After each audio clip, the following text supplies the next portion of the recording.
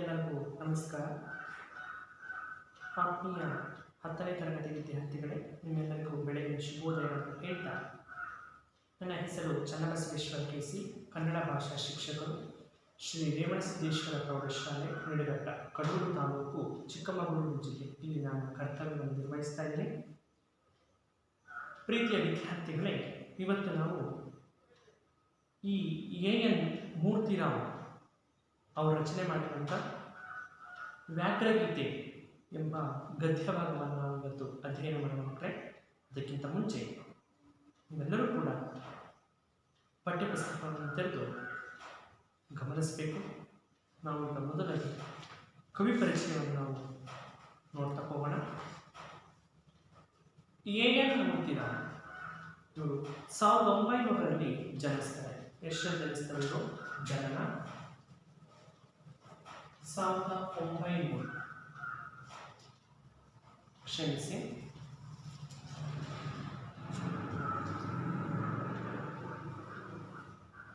1900ರಲ್ಲಿ ಮಂಡ್ಯ ಜಿಲ್ಲೆ.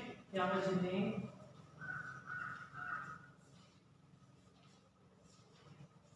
ಮಂಡ್ಯ ಜಿಲ್ಲೆ, ಹಕ್ಕಿಯಬ್ಬಾಳು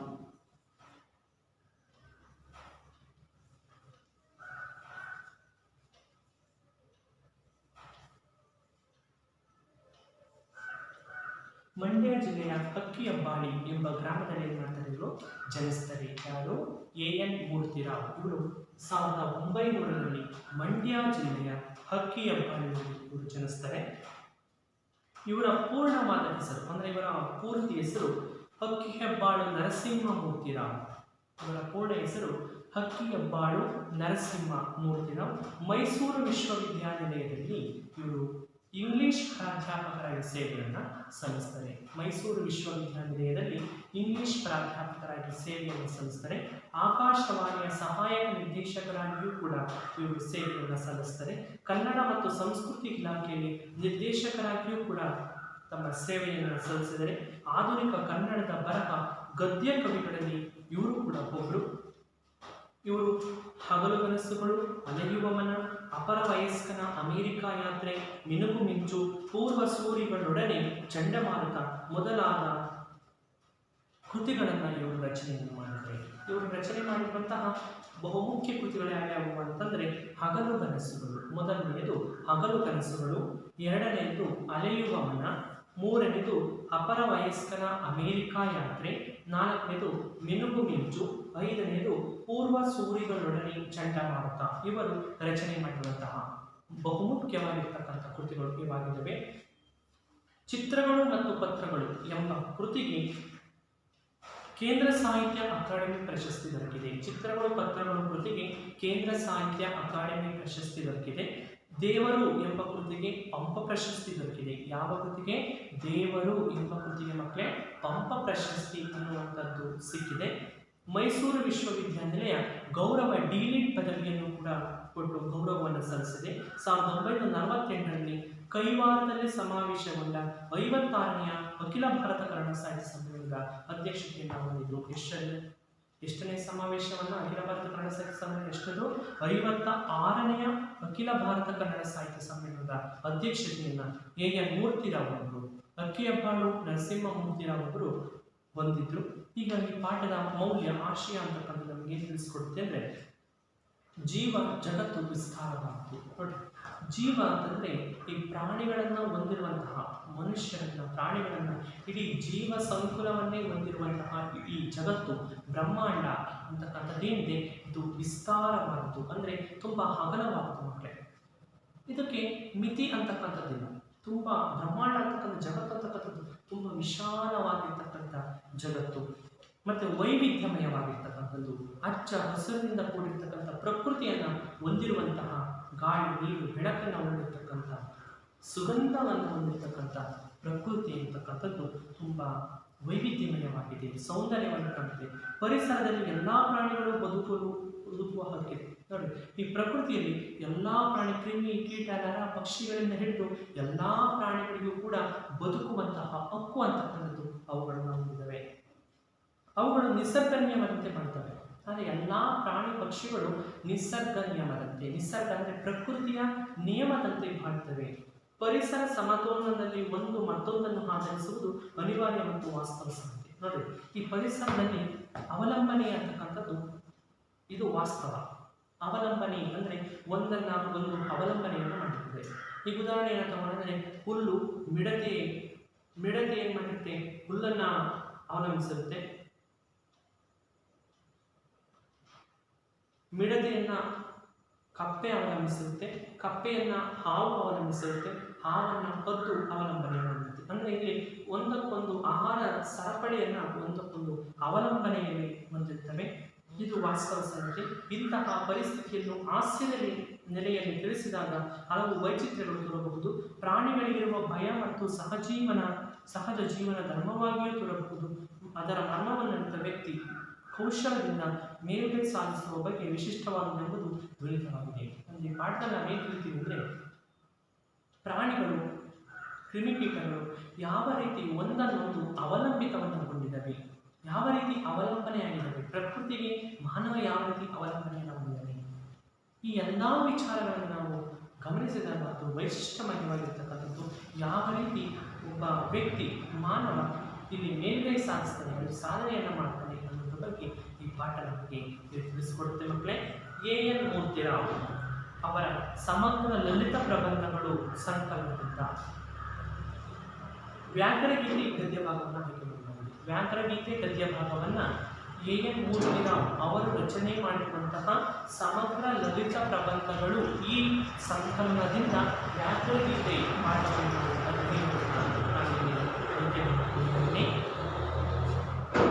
ಈಗ ನಾವು ಮಕ್ಕಳಿಗೆ ಹೋಗ್ತಾ ಹೋಗೋಣ. ವ್ಯಾಕರಗೀತೆ ಗದ್ಯ ಭಾಗ 6 A.N. ಮೂರ್ತಿರಾವ್. ಮುಂಚೆ ಪ್ರವೇಶ ನೋಡ್ತಾ ಹೋಗೋಣ.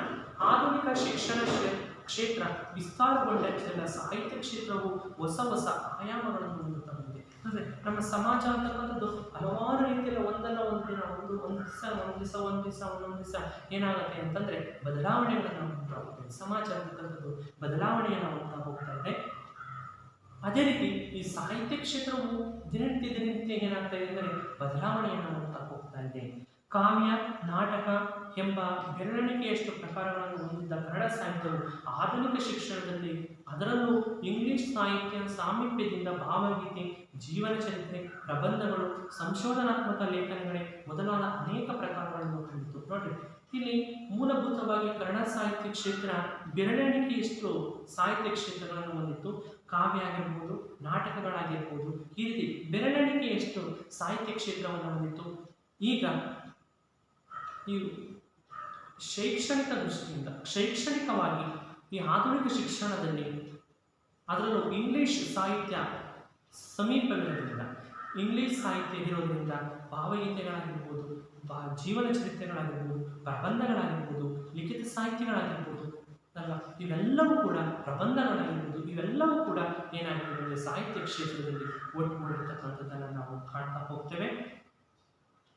ಪ್ರಬಂಧ ಪ್ರಕಾರವೊಂದರಲ್ಲಿ ಲಲಿತ ಪ್ರಬಂಧ, ಹರಟೆಯ ರೂಪದ ಪ್ರಬಂಧ, ಸಂಶೋಧನಾತ್ಮಕ ಪ್ರಬಂಧ, ವೈಚಾರಿಕ ಪ್ರಬಂಧ, ವೈಜ್ಞಾನಿಕ ಪ್ರಬಂಧ, ಪ್ರವಾಸ ಪ್ರಬಂಧ ಮೊದಲಾದವು ಒಳ ಪ್ರಭೇದಗಳನ್ನು ನೋಡಬಹುದು. ನೋಡಿ, ಪ್ರಬಂಧಗಳಲ್ಲಿ ಅದು ಪ್ರಬಂಧ ಒಂದೇ ಅಲ್ಲ, ಆ ಪ್ರಬಂಧಗಳಲ್ಲಿ ಒಳನೋಟವನ್ನು ನೋಡ್ತಾ ಹೋಗಿ ಹಲವಾರು ರೀತಿಯ ಪ್ರಬಂಧಗಳನ್ನು ನಾವು ಕಾಣ್ತಾ ಹೋಗ್ತೀವಿ. ಪ್ರವಾಸ ಪ್ರಬಂಧಗಳನ್ನು ನಾವು ಕಾಣ್ತಾ ಹೋಗ್ತೇವೆ.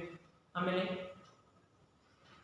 ವೈಚಾರಿಕ ಪ್ರಬಂಧಗಳನ್ನು ನಾವು ಕಾಣ್ತಾ ಹೋಗ್ತೇವೆ, ವೈಜ್ಞಾನಿಕ ಪ್ರಬಂಧಗಳನ್ನು ನಾವು ನೋಡ್ತೇವೆ.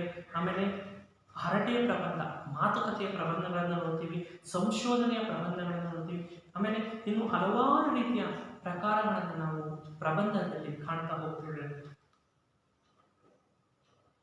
ಲಲಿತ ಪ್ರಬಂಧವೊಂದನ್ನು ಎಷ್ಟು ಸುಂದರವಾಗಿಸಬಹುದೆಂಬುದನ್ನು A.N. ಮೂರ್ತಿರಾವ್ ಅವರು ತೋರಿಸಿದ್ದಾರೆ. ಲಲಿತ ಪ್ರಬಂಧವನ್ನು ಎಷ್ಟು ಸುಂದರವಾಗಿ ನಾವು ವಿಸ್ತಾರವನ್ನು ಗೊಳಿಸಬಹುದು ಅನ್ನುವಂಥ ರೀತಿಯಲ್ಲಿ ತೋರಿಸಿಕೊಟ್ಟಿದ್ದಾರೆ. ಹಿಂಸಾ ಪಶುಗಳು ಸಹ ಬದುಕುವುದಕ್ಕೆ ಒಂದು ಆದರ್ಶವನ್ನು ಪಾಲಿಸುವಾಗ ಪುಣ್ಯಭೂಮಿ ಭಾರತದಲ್ಲಿರುವ ಮನುಷ್ಯರು ಹಿರಿಯರ ಆದರ್ಶವನ್ನು ಪಾಲಿಸಿದರಾಗದೆ ಎಂಬುದನ್ನು ವಿಡಂಬಡಿಸುವುದು ಇಲ್ಲಿನ ವಿಶೇಷ. ಈ ಪಾಠದಲ್ಲಿ ನಾವು ಯಾವ ಅಂಶವನ್ನು ತಿಳಿತೀವಿ ಅಂದರೆ, ಅರಿವು ಇಲ್ಲದೇ ಇರತಕ್ಕಂಥ ಕೆಲವು ಪ್ರಾಣಿಗಳು ಅವರ ಧರ್ಮವನ್ನು ಬಿಟ್ಟು ಬಾಳೋದಿಲ್ಲ. ಆದರೆ ಈ ಮನುಷ್ಯ ಅಂತಕ್ಕಂಥವನು ಯಾಕೆ ಧರ್ಮ ನೀತಿಯನ್ನು ಬಿಟ್ಟು ಬದುಕುವ ಪ್ರಯತ್ನವನ್ನು ಮಾಡ್ತಾನೆ. ಹಿರಿಯರ ಒಂದು ಮಾತುಗಳನ್ನು ಯಾಕೆ ಇವರು ಪಾಲನೆಯನ್ನು ಮಾಡಲ್ಲ. ಆದರೆ ಪಶುಗಳು ತಮ್ಮ ಅವರನ್ನು ಪಾಲನೆಯನ್ನು ನಡೆಸ್ತವೆ.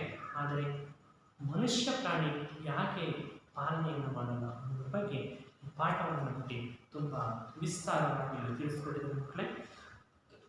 ನಾನು ಪಾಠವನ್ನು ಓದ್ತೇನೆ. ಹೆಲೆಯಬೇಕೆ ರೂಪಿನಿಂದಲೇ ಹುಲಿಯ ಜಾತಿಗೆ ಸೇರ್ತೆಯನ್ನು ಗರ್ಭಿಸಬೇಡ ಎಂದು ಬರೆದ ಕವಿಯ ವಿಷಯದಲ್ಲಿ ನನಗೆ ಬಹಳ ಗೌರವ ಉಂಟು. ಆತ ಹುಲಿಯನ್ನು ಕೇವಲ ಹಿಂಸ್ರ ಪಶುವೆಂದು ತಿರಸ್ಕರಿಸಲಿಲ್ಲ. ಅದರ ಜಾತಿಗೆ ಸೇರುವುದು ಹೆಮ್ಮೆಯ ವಿಷಯವೆಂದು ಮನಗಂಡಿದ್ದನು. ಹುಲಿ ಪ್ರಾಣಿಗಳನ್ನು ಕೊಂದು ತಿನ್ನುವುದೇನೋ ಉಂಟು, ಆದರೆ ನಿಷ್ಪಕ್ಷಪಾತವಾದ ದೃಷ್ಟಿಯಿಂದ ನೋಡಿದರೆ ಅದರಲ್ಲಿ ಏನು ತಪ್ಪು ಏನಿದೆ? ಶಾಕಾಹಾರವನ್ನು ತಿಂದು ಬದುಕಬಹುದಾದ ಮಾನವನೇ ಮಾಂಸವನ್ನು ತಿನ್ನಬಹುದಾದರೆ ಹುಲಿಯಲ್ಲಿ ಅದೊಂದು ದೊಡ್ಡ ಅಪರಾಧವೇ? ಅದು ಆಹಾರಕ್ಕಾಗಿ ಕೊಲ್ಲುವುದರಲ್ಲೇನೂ ತಪ್ಪಿಲ್ಲ. ಹಾಗೆ ಕೊಲ್ಲುವಾಗ ಯಾವುದಾದರೂ ಒಂದು ಧರ್ಮವನ್ನು ಅನುಸರಿಸಿ ಕೊಲ್ಲುತ್ತದೆ ಅಥವಾ ಧರ್ಮಾಧರ್ಮಗಳ ಲೆಕ್ಕವನ್ನೇ ಹಿಡಿದು ಸ್ವಚ್ಛಂದದಿಂದ ವರ್ತಿಸುತ್ತದೆ ಎಂಬುದೇ ಮುಖ್ಯ ಪ್ರಶ್ನೆ. ಇಲ್ಲಿ ಹೇಳ್ತಾರೆ ಎನ್ ಮೂರ್ತಿರವರು ಹೆಲೆಬೇಕೆ ಬೆಕ್ಕನ್ನು ಕುರಿತು ಹೇಳ್ತಾ ಇದ್ದೀನಿ. ರೂಪಿನಿಂದಲೇ ರೂಪಿ ಅಂತಂದರೆ ಅದರ ರೂಪದಿಂದಲೇ ಹುಲಿಯ ರೂಪದಂತೆ ಇರ್ತಕ್ಕಂಥ ಬೆಕ್ಕು ಹುಲಿಯ ಜಾತಿಗೆ ಸೇರಿದ್ದೇನೆಂದು ಗರ್ವಿಸಬೇಡ ಅಂದರೆ ಅಹಂಕಾರವಲ್ಲ. ಗರ್ವ ಅಂದರೆ ಅಹಂಕಾರ.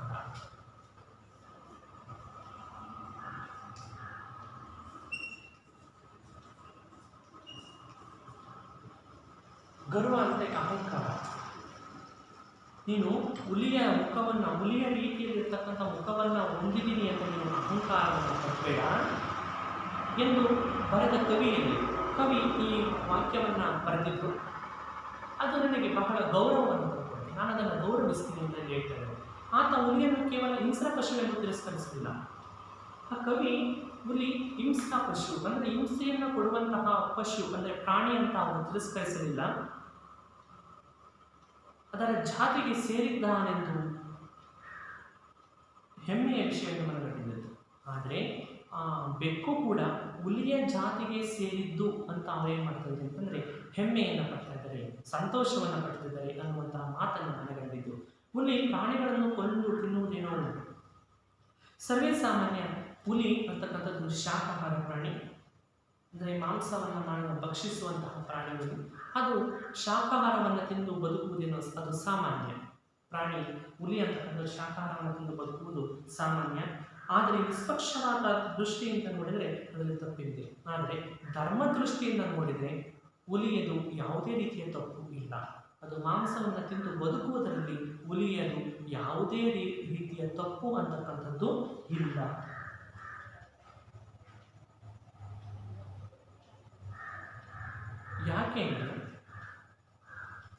ಯಾಕೆ ತಪ್ಪಿಲ್ಲ ಅಂದರೆ ಶಾಕಾಹಾರವನ್ನು ತಿಂದು ಬದುಕಬಹುದಾದ ಮಾನವನು ಅಂದರೆ ಸೊಪ್ಪು ಸೆದೆ ಅಂದರೆ ತರಕಾರಿಯನ್ನು ತಿಂದು ಬದುಕಬೇಕಾಗಿರ್ತಕ್ಕಂಥ ಮಾನವನು ಮಾಂಸವನ್ನು ತಿನ್ನಬೇಕಾದ್ರೆ ಹುಲಿಯಲ್ಲಿ ಅದೊಂದು ದೊಡ್ಡ ಅಪರಾಧ. ಅಂದರೆ ಹುಲಿದು ಅದು ದೊಡ್ಡ ಅಪರಾಧ. ಅದು ಆಹಾರಕ್ಕಾಗಿ ಕೊಲ್ಲುವುದರಲ್ಲೇನು ತಪ್ಪು. ಅದು ಯಾಕೆ ಕೊಲ್ಲುತ್ತೆ? ತಾನು ಹೊಟ್ಟೆ ಹಸಿವಾದಾಗ ಅದಕ್ಕೇನಾದರೂ ಬೇಕಾಗಿರುತ್ತೆ, ಅದು ಹೊಟ್ಟೆ ತುಂಬುವವರೆಗೆ ಏನು ಮಾಡ್ತೇವೆ, ಅದು ಮಾಂಸಾಹಾರವನ್ನು ತಿನ್ನುತ್ತಾ ಹೋಗುತ್ತೆ. ಅದೇ ತಪ್ಪಿಲ್ಲ. ಹಾಗೆ ಕೊಲ್ಲುವಾಗ ಯಾವುದಾದ್ರೂ ಒಂದು ಧರ್ಮ ಅನುಸರಿಸಿ ಕೊಲ್ಲುತ್ತದೆ. ಆದರೆ ಅದು ಯಾರನ್ನಾದರೂ ಕೊಲ್ಲಬೇಕಾದ್ರೆ ಅದು ತನ್ನದೇ ಆಗಿರ್ತಕ್ಕಂಥ ಧರ್ಮವನ್ನು ಪಾಲನೆಯನ್ನು ಮಾಡಿದ್ದು ಕೊಲ್ಲುತ್ತೆ. ಅಥವಾ ಧರ್ಮಗಳ ಲೆಕ್ಕವನ್ನೇ ಇಡದೆ ಸ್ವಚ್ಛಂದದಿಂದ ವರ್ತಿಸುತ್ತದೆ ಎಂಬುದೇ ಪ್ರಶ್ನೆ. ಅದು ಯಾವ ರೀತಿಯಾಗಿ ಕೊಲ್ಲುತ್ತೆ? ಅದರ ನಿಯಮ ಎಂಥದ್ದು? ಕೊಲ್ಲಬೇಕಾದ್ರೆ ಯಾವ ನಿಯಮವನ್ನು ಪಾಲನೆಯನ್ನು ಮಾಡಿ ಕೊಲ್ಲುತ್ತೆ ಅನ್ನೋದ್ರ ಬಗ್ಗೆ ಇಲ್ಲಿ ಮುಂದೆ ಹೀಗೆ ಮೂರ್ತಿರಾವರು ತಿಳಿಸ್ಕೊಡ್ತಾರೆ. ಮುಂದೆ ಹೋಗ್ತೀನಿ. ಹುಲಿಗೆ ಧರ್ಮವೇನು ಬಂತು ಎನ್ನಬಹುದು. ಇತರ ದೇಶಗಳಲ್ಲಿರುವ ಹುಲಿಗಳ ವಿಷಯ ಹೇಗೋ ನನಗೆ ತಿಳಿಯದು. ಆದರೆ ಯಾವ ನಾಡಿನಲ್ಲಿ ಶ್ರೀರಾಮನಂತ ದೊರೆಗಳು ಮಾಡಿದರೋ, ಭಗವದ್ಗೀತೆಯಂಥ ಗ್ರಂಥ ಉದ್ಭವಿಸಿತೋ ಆ ಭರತ ಭೂಮಿಯಲ್ಲಿ ಹುಲಿಗಳಾದರೂ ಅಧರ್ಮ ಕೆಳಗೊಳ್ಳುವುದುಂಟೆ. ಈಚೆಗೆ ನನ್ನ ಬಂದು ಕೃಷ್ಣಮೂರ್ತಿ ತನ್ನ ವಂಶದವರೊಬ್ಬರ ಅನುಭವದ ಕಥೆಯನ್ನು ಹೇಳಿದ. ಅದನ್ನು ಕೇಳಿದ ಮೇಲೆ ನನಗೆ ಹುಲಿಯ ಧರ್ಮಶ್ರದ್ಧೆ ಅರಿವಾಯಿತು. ಇಲ್ಲಿ ಹುಲಿಯ ಧರ್ಮಶ್ರದ್ಧೆ ಯಾವ ರೀತಿ ಇದೆ ಎನ್ನುವುದರ ಬಗ್ಗೆ ಎನ್ ಮೂರ್ತಿರಾವ್ ಅವರು ಒಡನೆ ನಮ್ಮ ಮಕ್ಕಳೇ, ಹುಲಿಗೆ ಧರ್ಮ ಅಂತಕ್ಕಂಥದ್ದು ಇದೆಯಾ? ಅದಕ್ಕೆ ಅರಿವು ಅನ್ನುವಂಥದ್ದು ಹುಲಿಯಲ್ಲಿ ಇದೆಯಾ ಅನ್ನೋದೇ ಒಂದು ಮುಖ್ಯ ಪ್ರಶ್ನೆ. ಹುಲಿಯಲ್ಲಿ ಇದೆಯಾ ಅರಿವು ಅಂತಕ್ಕಂಥದ್ದು? ಇಲ್ಲ. ಅದಕ್ಕೆ ನಾನು ಏನು ಮಾಡ್ತೀನಿ, ಯಾವ ಪ್ರಾಣಿಯನ್ನು ನಾನು ತಿಂತಾ ಇದ್ದೀನಿ, ಆ ಅರಿವು ಅಂತಕ್ಕಂಥದ್ದು, ಬುದ್ಧಿಶಕ್ತಿ ಅಂತಕ್ಕಂಥದ್ದು ಪ್ರಾಣಿಗಳಿಗೆ ಇಲ್ಲ. ಏನು ಮಾಡುತ್ತದು? ಹೊಟ್ಟೆ ತುಂಬ ತಕ್ಕ ಏನು ಸಿಗುತ್ತೆ ಅದನ್ನು ಹೊಟ್ಟೆ ತುಂಬ ತಕ್ಕ ತಿನ್ನುತ್ತೆ, ಹೊಟ್ಟೆ ತುಂಬ ಮೇಲೆ ಬಿಟ್ಟು ಹೋಗುತ್ತೆ ಅಲ್ವಾ?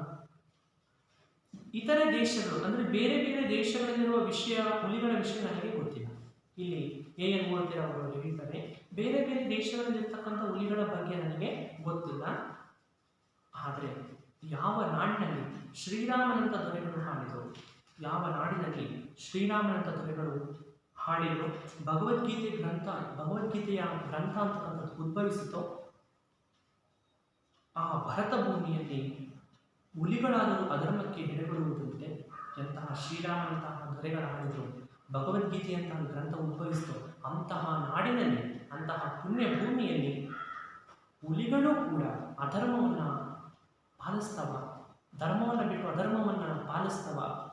ಇಲ್ಲ. ಇತ್ತೀಚೆಗೆ ಸ್ವಲ್ಪ ದಿನದ ಹಿಂದೆ ನನ್ನ ಬಂಧು ಅಂತಂದರೆ ನನ್ನ ನೆಂಟರು ಆಗಿರ್ತಕ್ಕಂಥ ಕೃಷ್ಣಮೂರ್ತಿ ತನ್ನ ವಂಶದವರ ಹತ್ರ, ಅಂದರೆ ಕೃಷ್ಣಮೂರ್ತಿ ಅವರ ವಂಶದ ಒಬ್ಬರ ಕಥೆಯನ್ನು ಕೇಳ್ತಾರೆ.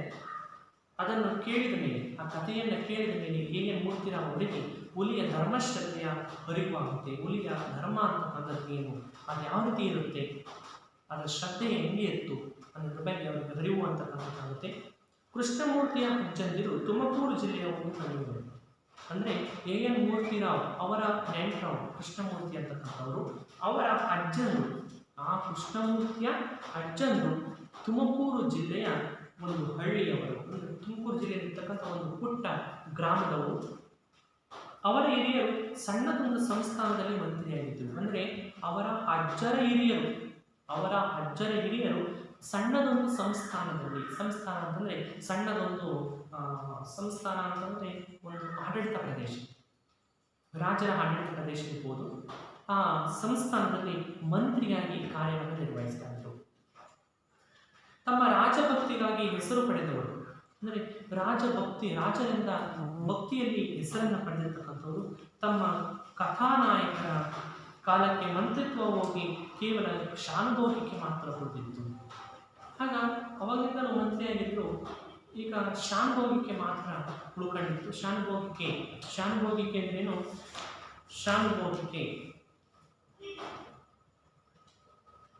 ಶಾನುಭೋಗು ಅಂತಂದರೆ ಈ ಲೆಕ್ಕವನ್ನು ಬರ್ತಕ್ಕಂಥವ್ರು, ಊರಿನ ಲೆಕ್ಕವನ್ನು ಬರ್ತಕ್ಕಂಥವ್ರು, ಅದು ಮಾತ್ರ ಉಳ್ಕೊಂಡಿತ್ತು ಅವ್ರ ಪಾಲಿಗೆ. ಆದರೂ ಶಾನುಭೋಗರು ತಮ್ಮ ವಂಶದ ಕೀರ್ತಿಯ ಕುಂದು ತರದಂತೆ ಕೀರ್ತಿ ಪುಸ್ತಕವನ್ನು ನಿಷ್ಠೆಯಿಂದ ಕಾಪಾಡಿಕೊಂಡು ಮಸಿಯ ಕಾಣಿಕೆಗಾಗಿ ರೈತರನ್ನು ಪೀಡಿಸದೆ ದೇವರು ಕೊಟ್ಟಷ್ಟರಲ್ಲಿ ತೃಪ್ತಿಗೊಂಡು ಜೀವನ ನಡೆಸುತ್ತಿದ್ದರು. ನೋಡ್ರಿ, ಈ ಶಾನುಭೋಗರು ಏನು ಮಾಡ್ತಾ ಇದ್ರು ಅಂತಂದರೆ, ಅವರ ವಂಶದ ಕೀರ್ತಿಗೆ ಯಾವುದೇ ರೀತಿಯ ಕಳಂಕ ಬರದಂತೆ ಜೀವನವನ್ನು ನಡೆಸ್ತಾ ಇದ್ರು. ಯಾರ ವಂಶದ ಕೀರ್ತಿಗೆ? ಆ ಶಾನುಭೋಗರ ವಂಶದ ಕೀರ್ತಿಗೆ ಯಾವುದೇ ರೀತಿಯ ಕಳಂಕ ಬರದಂತೆ ಅವರು ಜೀವನವನ್ನು ನಡೆಸ್ತಾ ಇದ್ರು.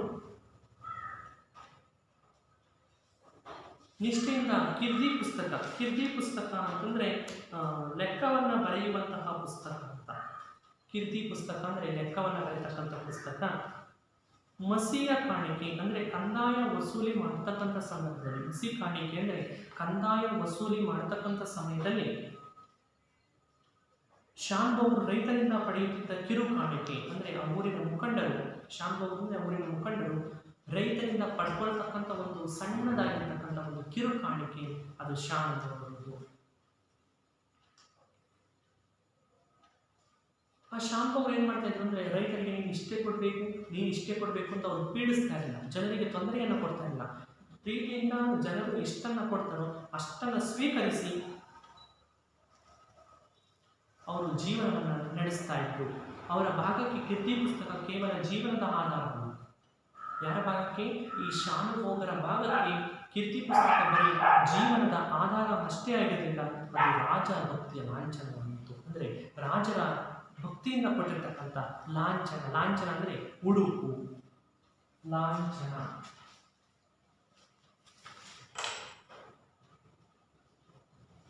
ಲಾಂಛನ ಅಂದರೆ ಕ್ಷಮಿಸಿ, ಲಾಂಛನ ಅಂದರೆ ಗುರುತು. ಲಾಂಛನ ಅಂದರೆ ಗುರುತು ಅಥವಾ ಚಿಹ್ನೆ.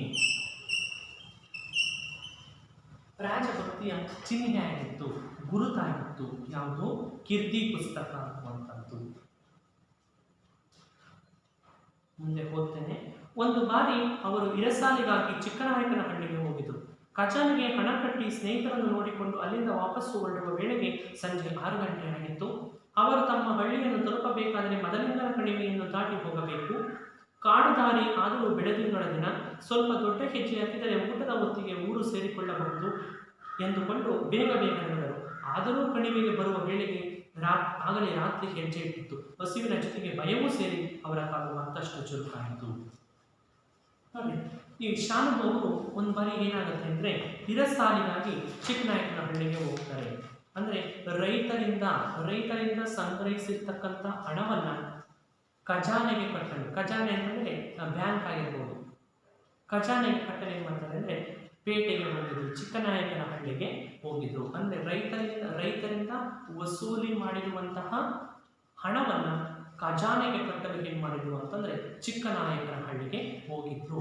ಇರಸಾಲು ಅಂದರೆ ರೈತರಿಂದ ವಸೂಲಿ ಮಾಡಿದ ಹಣವನ್ನು ಖಜಾನೆಗೆ ಕಟ್ಟಲು ಅಂತ ಅರ್ಥ.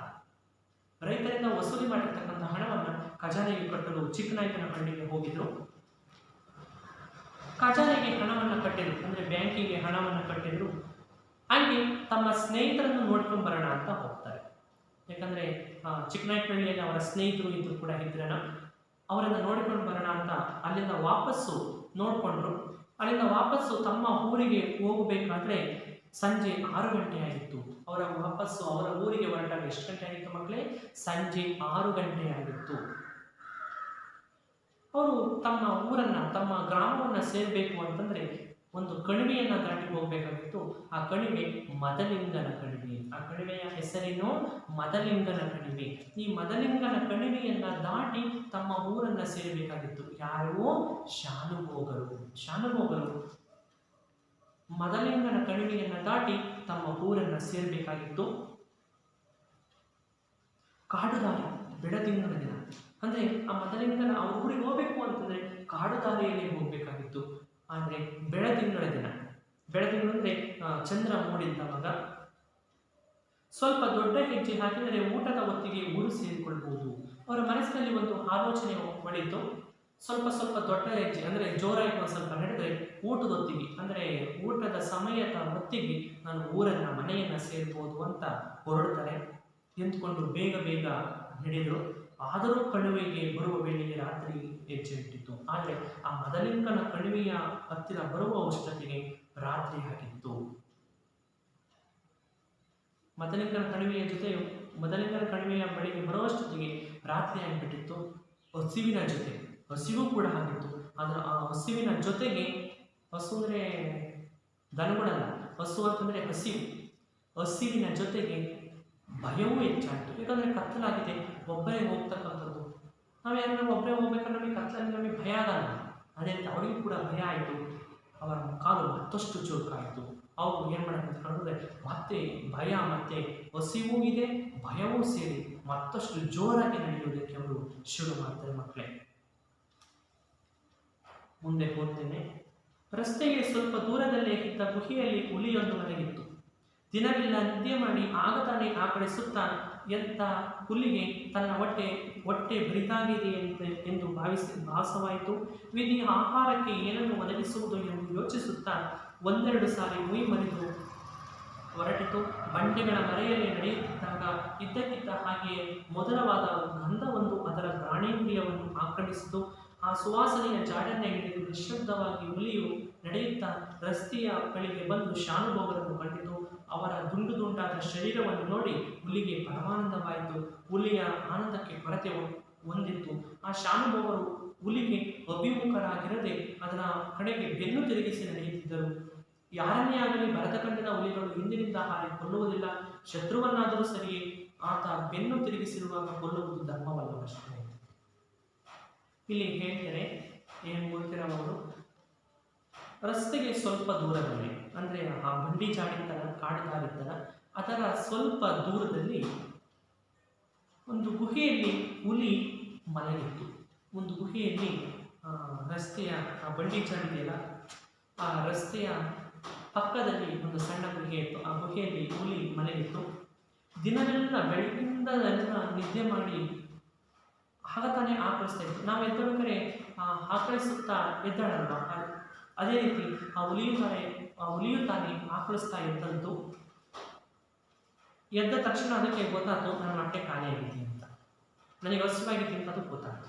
ನಮಗೆ ಹಸಿವಾಗಿದೆ ಗೊತ್ತಾಗ ನಾವು ಊಟ ಮಾಡಲ್ವ, ಅದೇ ರೀತಿ ಅದಕ್ಕೂ ಕೂಡ ನನಗೆ ಹಸಿವಾಗಿದೆ ಏನಾದ್ರು ತಿನ್ನಬೇಕು ಅಂತ ಅದು ಕೂಡ ಅನ್ನಿಸ್ತು. ಆಹಾರಕ್ಕೆ ಏನನ್ನು ಒದಗಿಸುವುದು ಎಂದು ಚಿಂತಿಸುತ್ತಾ ಒಂದೆರಡು ಸಾರಿ ಮೈ ಮುರಿದು ಹೊರಟಿತು.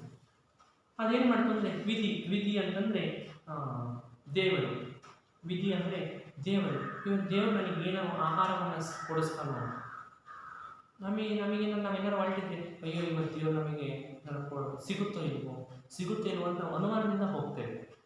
ಅದೇ ರೀತಿ ಈ ಹುಲಿಯೂ ಕೂಡ ಅನುಮಾನದಿಂದ ಅಯ್ಯೋ ದೇವರು ಇವತ್ತು ನನಗೆ ಆಹಾರಕ್ಕೆ ಏನನ್ನು ಕೊಡಿಸ್ತಾನೋ ಇಲ್ವೋ ಅಂತ ಮೈ ಮುರಿದು ಎದ್ದಾಗ ನಾವು ಮೈ ಮುರಿಯಲ್ವ, ಅದೇ ರೀತಿ ಅದು ಕೂಡ ಆ ಹುಲಿಯೂ ಕೂಡ ಮೈಯನ್ನು ಮುರಿದು ಹೊರಡ್ತಿದ್ದೀವಿ. ಗುಹೆಯಿಂದ ಹೊರಡುತ್ತೆ. ಬಂಡೆಗಳ ಮನೆಯಲ್ಲಿ ನಡೆಯುತ್ತಿದ್ದಾಗ, ಅಂದರೆ ಬಂಡೆಗಳು ಜಾಸ್ತಿ ಇತ್ತು, ಅದರ ಮರೆಯಲ್ಲಿ ನಡ್ಕೊಂಡು ಹೋಗ್ತಾ ಇತ್ತು ಹುಲಿ. ಇದ್ದಕ್ಕಿದ್ದ ಹಾಗೆ ಮಧುರವಾದ ಗಂಧವೊಂದು ಅದರ ಗ್ರಾಣೇಂದ್ರಿಯವನ್ನು ಆಕ್ರಮಿಸಿತು. ಇದು ಹೋಗ್ತಾ ಇರ್ತಕ್ಕಂಥ ಸಮಯದಲ್ಲಿ ಇದ್ದಕ್ಕಿದ್ದಂಗೆ ಒಂದು ಸುವಾಸನೆ ಭರಿತವಾಗಿರ್ತಕ್ಕಂಥ ಒಂದು ವಾಸನೆ ಅದರ ಗ್ರಾಣೇಂದ್ರಿಯ. ಗ್ರಾಣ ಅಂತಂದ್ರೆ ಮೂಗು, ಗ್ರಾಣೇಂದ್ರಿಯ ಅಂತಂದ್ರೆ ಮೂಗು.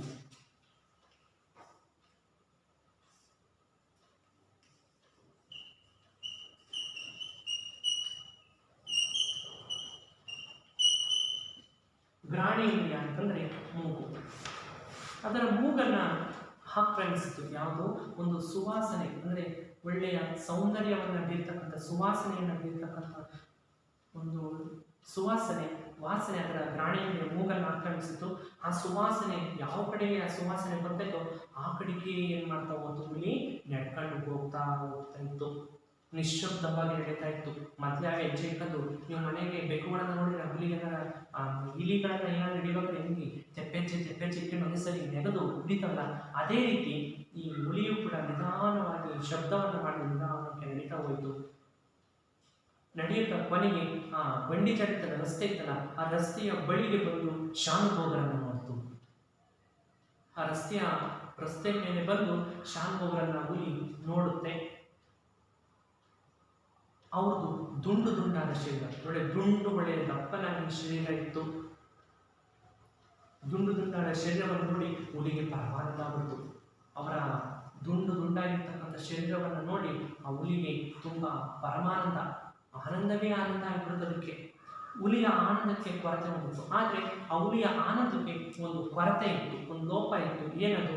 ಶಾನುಭೋಗರು ಹುಲಿಗೆ ಅಭಿಮುಖರಾಗಿರದೆ. ಅಂದ್ರೆ ಶಾನುಭೋಗರು ಹುಲಿಗೆ ಅಭಿಮುಖರಂದ್ರೆ ಹುಲಿ ಆಗಿದ್ರೆ ಈ ರೀತಿ ಅಭಿಮುಖ, ವಿರುದ್ಧ. ಹುಲಿ ಆ ಕಡೆಯಿಂದ ಬರ್ತಾ ಇದ್ರೆ ಶಾನುಭೋಗರು ಹಿಂಗೆ ಹೋಗೋದು. ಈ ರೀತಿ ಅವರು ಹೋಗ್ತಾ ಇರಲಿಲ್ಲ, ಅಭಿಮುಖ ಆಗಿರಲಿಲ್ಲ.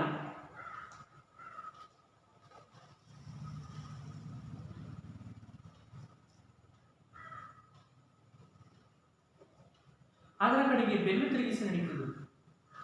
ಅದರ ಕಡೆಗೆ ಬೆನ್ನು ತಿರುಗಿಸ್ಕೊಂಡು ನಡೀತಾ ಇದ್ರು. ಯಾರು? ಶಾನುಭೋಗರು. ಅಭಿಮುಖ ಇರಲಿಲ್ಲ. ಅಂದ್ರೆ ಅಭಿಮುಖ ಅಂದ್ರೆ ವಿರುದ್ಧ. ಹುಲಿ ಆ ಕಡೆಯಿಂದ ಎದುರಿಗೆ ಬರ್ತಾ ಇದ್ರು, ನಾವು ಈ ಕಡೆಯಿಂದ ಹುಲಿ ಎದುರಿಗೆ ಹೋಗೋದು. ಇದು ಅಭಿಮುಖ ಅಂತ ಕರಿತೀವಿ.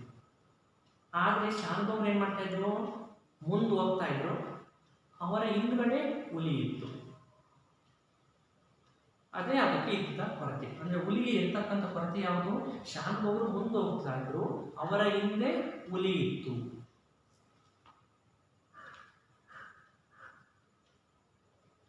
ಯಾರನ್ನೇ ಆಗಲಿ ಭರತಖಂಡದಲ್ಲಿ, ಅಂದರೆ ನಮ್ಮ ಭಾರತದಲ್ಲಿ ಇರ್ತಕ್ಕಂಥ ಹುಲಿಗಳು ಹಿಂದಿನಿಂದ ಹಾರಿಕೊಳ್ಳುವುದಿಲ್ಲ. ಯಾರನ್ನೇ ಆಗಲಿ ಭಾರತಖಂಡದಲ್ಲಿ, ಅಂದರೆ ಭರತಖಂಡದಲ್ಲಿ ಜೀವನವನ್ನು ನಡೆಸ್ತಾ ಇರ್ತಕ್ಕಂಥ ಹುಲಿಗಳು ಹಿಂದಿನಿಂದ ಹಾರಿ ಕೊಲ್ಲುವುದಿಲ್ಲ. ಶತ್ರುವನ್ನಾದರೂ ಕೂಡ ಸರಿಗೆ. ಆತ ಬೆನ್ನು ತಿರುಗಿಸಿರುವಾಗ ಕೊಲ್ಲುವುದು ಧರ್ಮವಲ್ಲ ಅಷ್ಟೇ.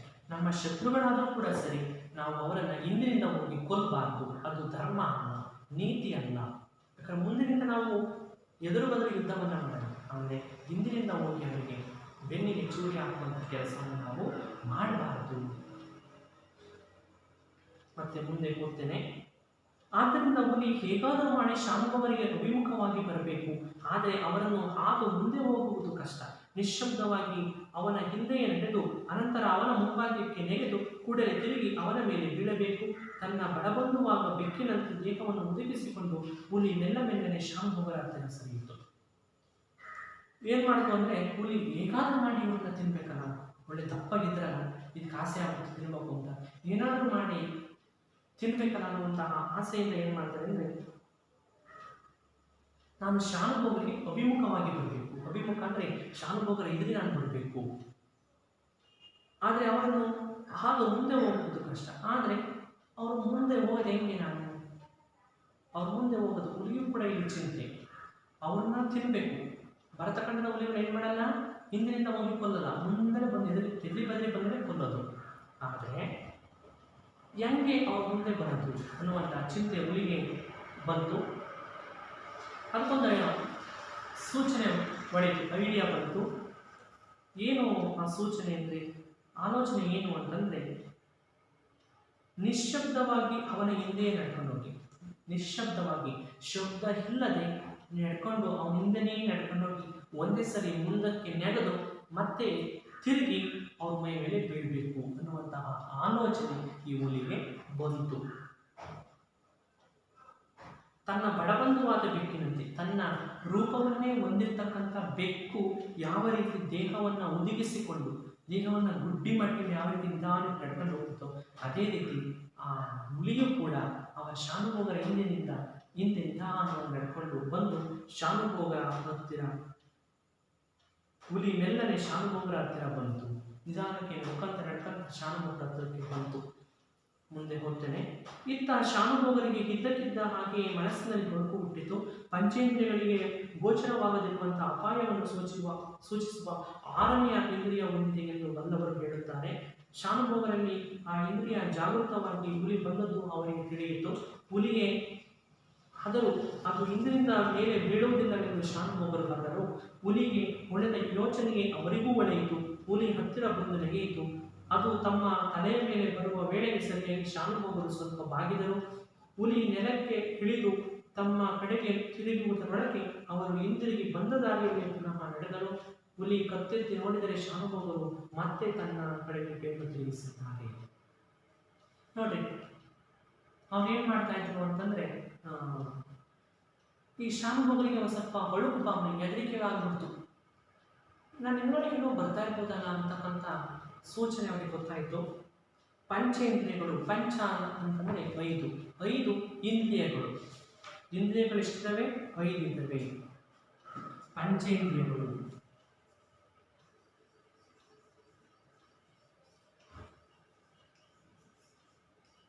ಪಂಚ ಅಂದರೆ 5 ಇಂದ್ರಿಯಗಳಿದ್ದಾವೆ. ಯಾವ್ಯಾವು? 1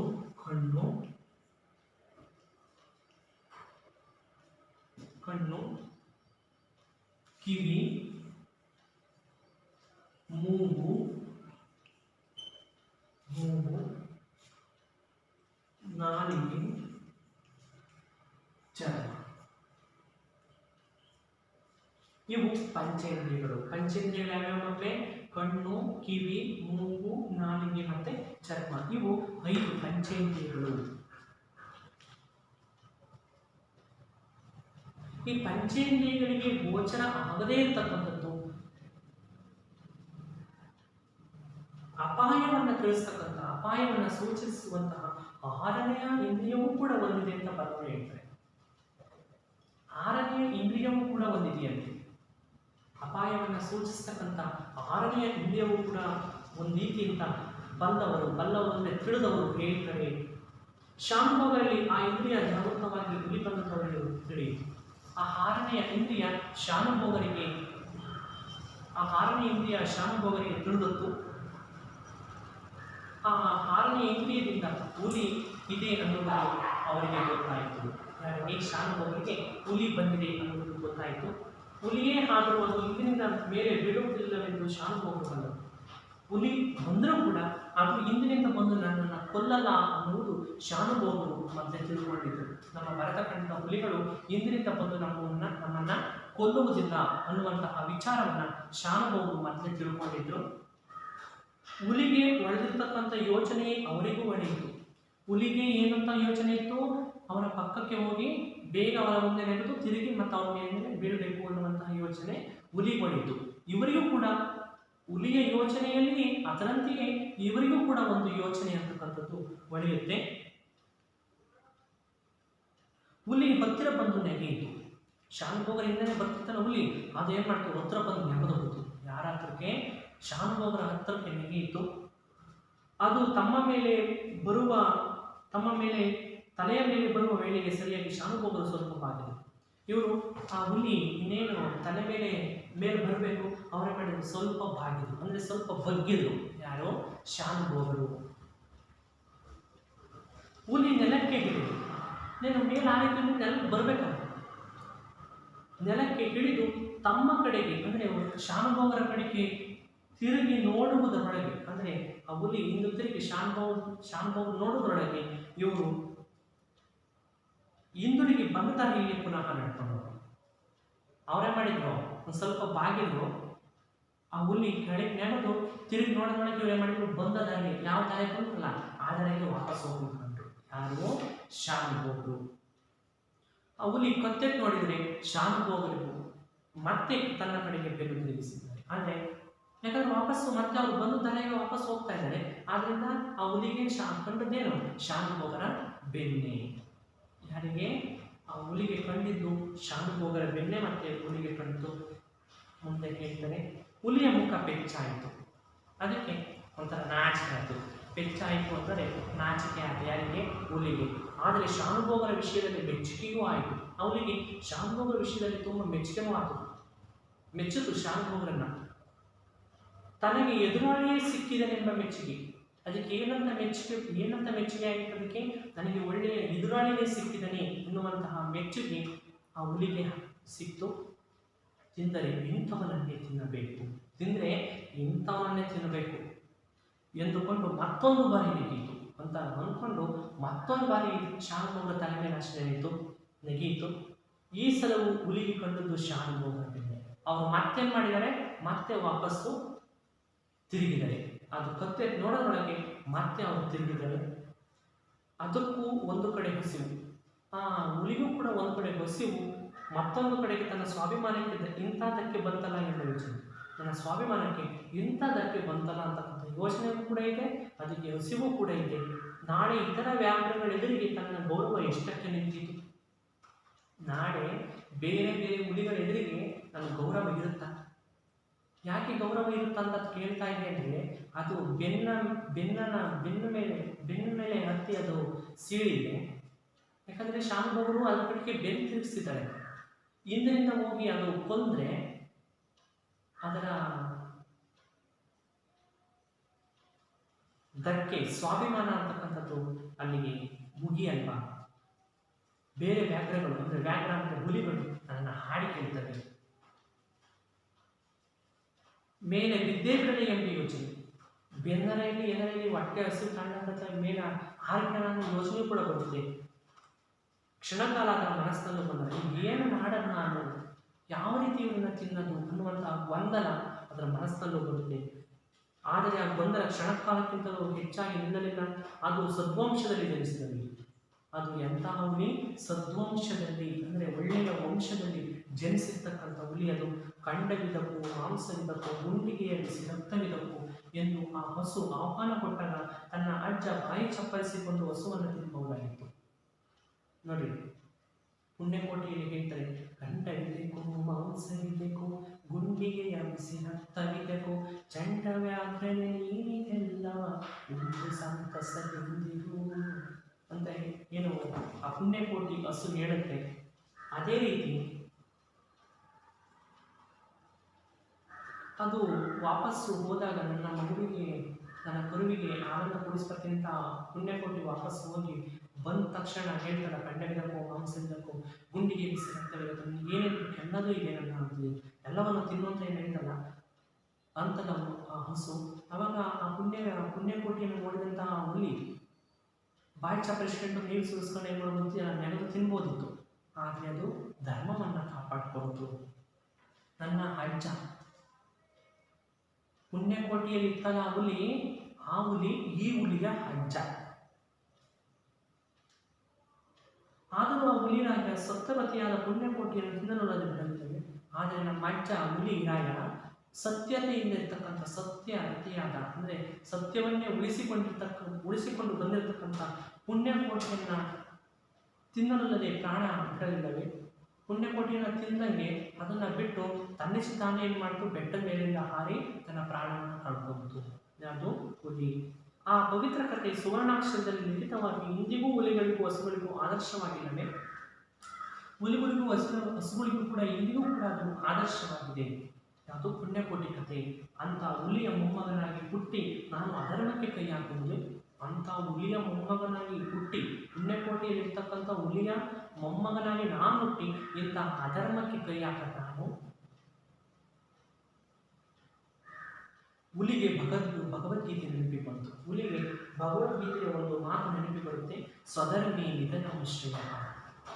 ಸ್ವಧರ್ಮಿ ನಿಧನಂ ಶ್ರೇಯ. ಸ್ವಧರ್ಮಿ ಅಂದರೆ ಸತ್ಯತೆಯನ್ನು ಕಾಪಾಡಿದಾಗ ಮಾತ್ರ ನಮಗೆ ಮುಕ್ತಿ ಅಂತಕ್ಕಂಥದ್ದು ಸಿಗುತ್ತೆ. ಬೈಬಲ್ ನೆನಪಿಗೆ ಬಂತು. ಬೈಬಲ್ನ ಒಂದು ವಾಕ್ಯ ನೆನಪಿಗೆ ಬಂತು, ಸೈತಾನ ಹಿಂದಿರುಗು ಎಂದುಕೊಂಡಿತು. ನನ್ನ ಕೈಗೆ ಇವರನ್ನ ತಿನ್ನಕ್ಕಾಗಲ್ಲ, ವಾಪಸ್ಸು ನಡಿ ಅಂತ ಅನ್ನಿಸ್ಕೊಡ್ತು ಅಂತ ಹೇಳ್ತಾರೆ. ಆ ಪಾಪದ ಯೋಚನೆಯನ್ನು ಹೊರದೂಡಿ ಮತ್ತೆ ಶಾನುಭೋಗರ ಮುಂಭಾಗಕ್ಕೆ ನಡೆಯಿತು. ಕತ್ತೆತ್ತಿದರೆ ಶಾನುಭೋಗರು ಮತ್ತೆ ಬೆನ್ನು ತಿರುಗಿಸಿದ್ದಾರೆ. ಹುಲಿಗೆ ಅವರ ಬೆನ್ನು ಹೊರತು ಮತ್ತೇನೂ ಕಾಣದಲ್ಲದು. ಈ ಸ್ಪರ್ಧೆ 5 ಸಾರಿ ನಡೆಯುವುದರೊಳಗೆ ಇಬ್ಬರ ವೇಗವು ಸರಸರಕ್ಕೂ ಹೆಚ್ಚಿತು. ಆಗ ಶಾನುಭೋಗರಿಗೆ ನಡೆಯುವುದು ಸಾಧ್ಯವಿರಲಿಲ್ಲ. ನಿಂತ ಕಡೆಯಲ್ಲೇ ಹುಲಿಯ ವೇಗಕ್ಕೆ ಸರಿಯಾಗಿ ಚಾಚೂ ತಪ್ಪದಂತೆ ತಮ್ಮ ವೇಗವನ್ನು ಹೊಂದಿಸಿಕೊಂಡು ಕುಲಾಲ ಚಕ್ರದಂತೆ ತಿರುಗುತ್ತಿದ್ದರು. ಒಂದು ಕ್ಷಣವಾದರೂ ಹುಲಿಗೆ ಅವರ ಮುಖದರ್ಶನವಾಗಲಿಲ್ಲ. ಆದರೆ ಈ ದೊಂಬರಾಟವನ್ನು ಎಷ್ಟು ಕಾಲ ನಡೆಸಲು ಸಾಧ್ಯ? ಶಾನುಭೋಗಕ್ಕೆ ತಲೆ ಸುತ್ತಲಾರಂಭಿಸಿತು. ನೋಡ್ರಿ, ಈ ಭಗವದ್ಗೀತೆ ಎಲ್ಲವನ್ನು ನೆನೆಸ್ಕೊಂತು. ಈ ಯೋಚನೆಗಳನ್ನೆಲ್ಲವನ್ನ ಬಿಟ್ಟು ಮತ್ತೆ ಶಾನುಭೋಗರ ಮುಂಭಾಗಕ್ಕೆ ನೆನೆಯಿತು. ಯಾವುದು? ಹುಲಿ ಮುಂಭಾಗಕ್ಕೆ ನೆನೆದು ಕತ್ತಿಟ್ಟು ನೋಡಿದ್ರೆ ಮತ್ತೆ ಅವರು ಬೆನ್ನನ್ನು ತಿರುಗಿಸಿ ನಡ್ಕೊಂಡು ಹೋಗ್ತಾರೆ. ಆ ಹುಲಿಗೆ ಕಂಡದ್ದು ಅವಳು ಶಾನುಭೋಗರ ಬೆನ್ನು. ಆ ಶಾನುಭೋಗರ ಬೆನ್ನನ್ನು ನೋಡಿದ್ಬಿಟ್ರೆ ಅವನಿಗೆ ಮತ್ತೆ ಏನೇನು ಇಲ್ಲ, ಅವ್ರೇನು ತೋರಿಸ್ತಿಲ್ಲ. ಯಾವುದಕ್ಕೆ? ಹುಲಿಗೆ ಬರೀ ಬೆನ್ನನ್ನು ತೋರಿಸ್ಕೊಂಡು ಮಾತ್ರ ಅವ್ರು ನಡ್ಕೊಂಡು ಹೋಗ್ತಾ ಇದ್ದಾರೆ. ಈ ಸ್ಪರ್ಧೆ ಅಂದರೆ ಇದು ಮುಂಭಾಗ ನೆಗೆದು ಅವ್ರ ಬರೀ ಬೆನ್ನು ತೋರಿಸ್ಕೊಂಡು ಹೋಗೋದು, ಇದು ಮುಂಭಾಗ ನೆಗೆದು ಅವ್ರ ಮುಂಭಾಗಕ್ಕೆ ಇವ್ರು ಮತ್ತೆ ತಿರುಗಿ ಬೆನ್ನು ತೋರಿಸ್ಕೊಂಡು ಹೋಗೋದು. ಬರೀ ಇದು ಈ ಸ್ಪರ್ಧೆ ಒಂದು 5-6 ಬಾರಿ ನಡೀತು, 5-6 ಸರಿ ನಡೆಯಿತು. ಇಬ್ಬರ ವೇಗವು ಸರಸರಕ್ಕೂ ಹೆಚ್ಚಿತು. ಅದು ಬೇಗ ನೆಗೆಯೋದು, ಇವ್ರು ಬೇಗ ತಿರುಗೋದು, ಅವ್ರು ಬೇಗ ನೆಗೆಯೋದು, ಇವ್ರು ಬೇಗ ತಿರುಗೋದು. ಈ ವೇಗ ಅಂತಕ್ಕಂಥದ್ದು, ಈ ಸ್ಪೀಡ್ ಅಂತಕ್ಕಂಥದ್ದು ಒಂದು 5-6 ಸರಿ ಆಯಿತು. ಶಾನುಭೋಗರಿಗೆ ನಡೆಯುವುದು ಸಾಧ್ಯವಿರಲಿಲ್ಲ. ಶಾನುಭೋಗರಿಗೆ ಯಾಕಂದ್ರೆ ವಯಸ್ಸಾಗಿತ್ತು, ಇವರು ಸ್ವಲ್ಪ ಸುಸ್ತಾಗಿತ್ತು. ಯಾರು? ಶಾನುಭೋಗರು ತುಂಬ ಸುಸ್ತಾದರು. ನಿಂತ ಕಡೆಯಲ್ಲಿ ಅವರೇ ಮಾಡಿದರು, ಒಂದು ಉಪಯೋಗವನ್ನು ಮಾಡಿಸಿದ್ರು. ನಿಂತ ಕಡೆಯಲ್ಲಿ ಹುಲಿಯಾಗಿ ವೇಗಕ್ಕೆ ಸರಿಯಾಗಿ ಚಾಚೂ ತಪ್ಪದಂತೆ ತಮ್ಮ ವೇಗವನ್ನು ಹೊಂದಿಸಿಕೊಂಡು ಕುಲಾಲ ಚಕ್ರದಂತೆ ತಿರುಗುತ್ತಿದ್ದರು. ಅವರೇ ಮಾಡಿದ್ರು ಅಂದರೆ ಹಿಂಗೆ ನಿಂತ್ಕೊಂಡ್ರು, ಹಿಂದ್ಗಡೆಯಿಂದ ಹುಲಿ ಮುಂದಕ್ಕೆ ನೆಗೆದು ತಕ್ಷಣ ಅವರ ಅದೇ ತಕ್ಷಣ ಇವರು ತಿರುಗೋದು, ಹಿಂದಿಂದ ಮತ್ತೆ ಹುಲಿ ಮುಂದಕ್ಕೆ ನೆಗೆದು ಅದೇ ತಕ್ಷಣ ನಿಂತ ಕಡೆಗೆ ಇವರೇ ಮಾಡಿದ್ರು. ತಮ್ಮ ದೊಂಬರಾಟವನ್ನು ಮಾಡೋದಕ್ಕೆ ಸ್ಟಾರ್ಟ್ ಮಾಡಿದ್ರು. ಯಾರು? ಶಾನುಭೋಗರು. ಶಾನುಭೋಗರು ಏನು ಮಾಡ್ತಿದ್ರು ಅಂದರೆ ಕುಲಾಲ ಚಕ್ರದಂತೆ ತಿರುಗುತ್ತಿದ್ದರು. ಕುಲಾಲ ಚಕ್ರ ಅಂತಂದರೆ ಕುಂಬಾರ ಮಡಿಕೆಯನ್ನು ಮಾಡಲು ಬಳಸುವ ಒಂದು ಸಾಧನ ಅಂತ. ಕುಲಾಲ ಚಕ್ರ ಅಂದರೆ ಕುಂಬಾರ ಮಡಿಕೆಯನ್ನು ಮಾಡಲು ಬಳಸ್ತಕ್ಕಂಥ ಒಂದು ಸಾಧನ. ಕುಲಾಲ ಚಕ್ರ ಓಡಾಡಿಕೆ ತಿರುಗುತ್ತ ಇಲ್ಲ, ಒಂದ್ ಕಡೆ ನಿಂತ್ಕೊಂಡು ಏನಾಗುತ್ತೆ, ತಿರುಗುತ್ತೆ. ಅದೇ ರೀತಿ ಇವರು ಕೂಡ ಒಂದೇ ನಿಂತ್ಕೊಂಡು ಆ ಕಡೆಯಿಂದ ಈ ಕಡೆಗೆ, ಈ ಕಡೆಯಿಂದ ಆ ಕಡೆಗೆ, ಆ ಕಡೆಯಿಂದ ಈ ಕಡೆಗೆ, ಈ ಕಡೆಯಿಂದ ಆ ಕಡೆಗೆ ಬರೀ ತಿರುಗಾಡುತ್ತಾ ನಿಂತ್ಕೊಂಡ್ರು. ಯಾರೋ? ಶಾನುಭೋಗರು. ಒಂದು ಕ್ಷಣವಾದರೂ ಹುಲಿಗೆ ಅವರ ಮುಖದರ್ಶನವಾಗಿಲ್ಲ. ಒಂದು ಕ್ಷಣವೂ ಕೂಡ, ಒಂದು ಸೆಕೆಂಡು ಕೂಡ ಅವರಿಗೆ ಹುಲಿಯ ಮುಖದರ್ಶನ ಅಂತಕ್ಕಂಥದ್ದು ಆಗಲಿಲ್ಲ. ಹುಲಿಗೆ ಅವರ ಮುಖದರ್ಶನ ಆಗಲಿಲ್ಲ. ಯಾರಿಗೆ? ಹುಲಿ ಅವರ ಮುಖವನ್ನು ನೋಡಲೇ ಇಲ್ಲ. ಆದರೆ ಈ ದೊಂಬರಾಟವನ್ನು ಎಷ್ಟು ಕಾಲ ನಡೆಸಲು ಸಾಧ್ಯ? ಆದರೆ ಎಷ್ಟೋ ತನಕ ಇದನ್ನೇ ಮಾಡ್ತಾರೋ, ಅವ್ರು ಬರೋದು ಇನ್ನೇಗೆ, ಅವ್ರು ಬರೋದು ಬರೋದಿನ್ನೇಗೆ, ಎಷ್ಟು ತನಕ ಮಾಡೋಕ್ಕೆ ಸಾಧ್ಯ? ಶಾನುಭೋಗರಿಗೆ ತಲೆ ಸುತ್ತಲ ಆರಂಭಿಸಿತು. ಇವರು ನಿಂತ್ಕೊಂಡ್ರೆ ಈಗ ಒಂದು 4 ಸರಿ ರೌಂಡ್ ಆಗಿ ನಿಂತ್ಕೊಂಡ್ರೆ ನನಗೆ ತಲೆ ಸುತ್ತಲ್ಲ, ಬಿಡೋಕ್ಕಾಗುತ್ತೆ ಅಲ್ವಾ? ಅದೇ ರೀತಿ ಇವರಿಗೆ ನಿಂತ್ಕೊಂಡ್ರೆ ತಿರುಗಿ ತಿರುಗಿ ತಿರುಗಿ ತಿರುಗಿ ತಲೆ ಸುತ್ತಲಾಗಕ್ಕೆ ಸುತ್ತಲಿಕ್ಕೆ ಸ್ಟಾರ್ಟ್ ಮಾಡ್ತಾರೆ. ಯಾರಿಗೆ? ಶಾನುಭೋಗರಿಗೆ. ಮುಂದೆ ಹೇಳ್ತಾರೆ ಮಕ್ಕಳೇ, ಆ ವಿಪತ್ತಿನ ಸನ್ನಿವೇಶದಲ್ಲಿ ಅವರಿಗೆ ತಮ್ಮ ಕೀರ್ತಿ ಪುಸ್ತಕದ ಯೋಚನೆ ಬಂತು. ಹುಲಿಯ ಪಂಚಾದಿಂದ ಒಂದೇಟು ಬಿದ್ದರೆ ಸಾಕು, ಮುಂದೆ ಯಾವುದಾದರೂ ಮರವೂ ಅರಿವು ಉಳಿಯುವುದಿಲ್ಲ. ನೋವೇನಿದ್ದರೂ ಒಂದೇ ಒಂದು ಕ್ಷಣದ ಮಾತು, ಮಡಿಯಬೇಕಾದರೆ ಮಾಡಿಯೇ ಮಡಿಯುತ್ತೀನಿ ಎಂದು ನಿಶ್ಚಯಿಸಿದರು. ಆದರೆ ಮಾಡುವುದಾದರೂ ಏನನ್ನು? ಅವರಲ್ಲಿ ಆಯುಧವಿರಲಿಲ್ಲ. ಕೀರ್ತಿ ಪುಸ್ತಕ ಶಾನುಭೋಗರ ಬ್ರಹ್ಮಾಸ್ತ್ರ, ಅದನ್ನೇ ಉಪಯೋಗಿಸಬೇಕು. ಆದರೆ ಅದು ಹುಲಿಯ ಮೇಲೇನು ಕಲಿಸಿತು? ಅದನ್ನು ಉಪಯೋಗಿಸಿದ್ದರಿಂದ ಹುಲಿ ಸಾಯುವುದಂತಿರಲಿ, ಅದರ ಮೇಲೆ ಯಾವ ಪರಿಣಾಮವೂ ಆಗುವುದಿಲ್ಲ. ಆದರೂ ಕ್ಷಣಕಾಲ ಹುಲಿ ಅಪ್ರತಿಭವಾದರೆ ಅದರ ಗಮನ ಸ್ವಲ್ಪ ಚಲಿಸಿದರೆ ಅಷ್ಟರಲ್ಲಿ ಓಡಿ ಸಮೀಪದ ಮರದ ಮೇಲಕ್ಕೆ ಏರಬಹುದೆಂಬ ಹುಚ್ಚು ಆಸೆ.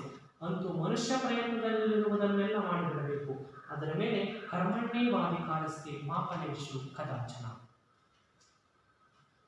ಇಲ್ಲಿ ಹೇಳ್ತಾರೆ, ಆ ವಿಪತ್ತಿನ ಸನ್ನಿವೇಶದಲ್ಲಿ, ವಿಪತ್ತು ಅಂದರೆ ಆ ಆಪತ್ತಿನಲ್ಲಿರ್ತಕ್ಕಂಥ ಸನ್ನಿವೇಶದಲ್ಲಿ ಅವರಿಗೆ ಒಂದು ಯೋಚನೆ ಬರುತ್ತೆ.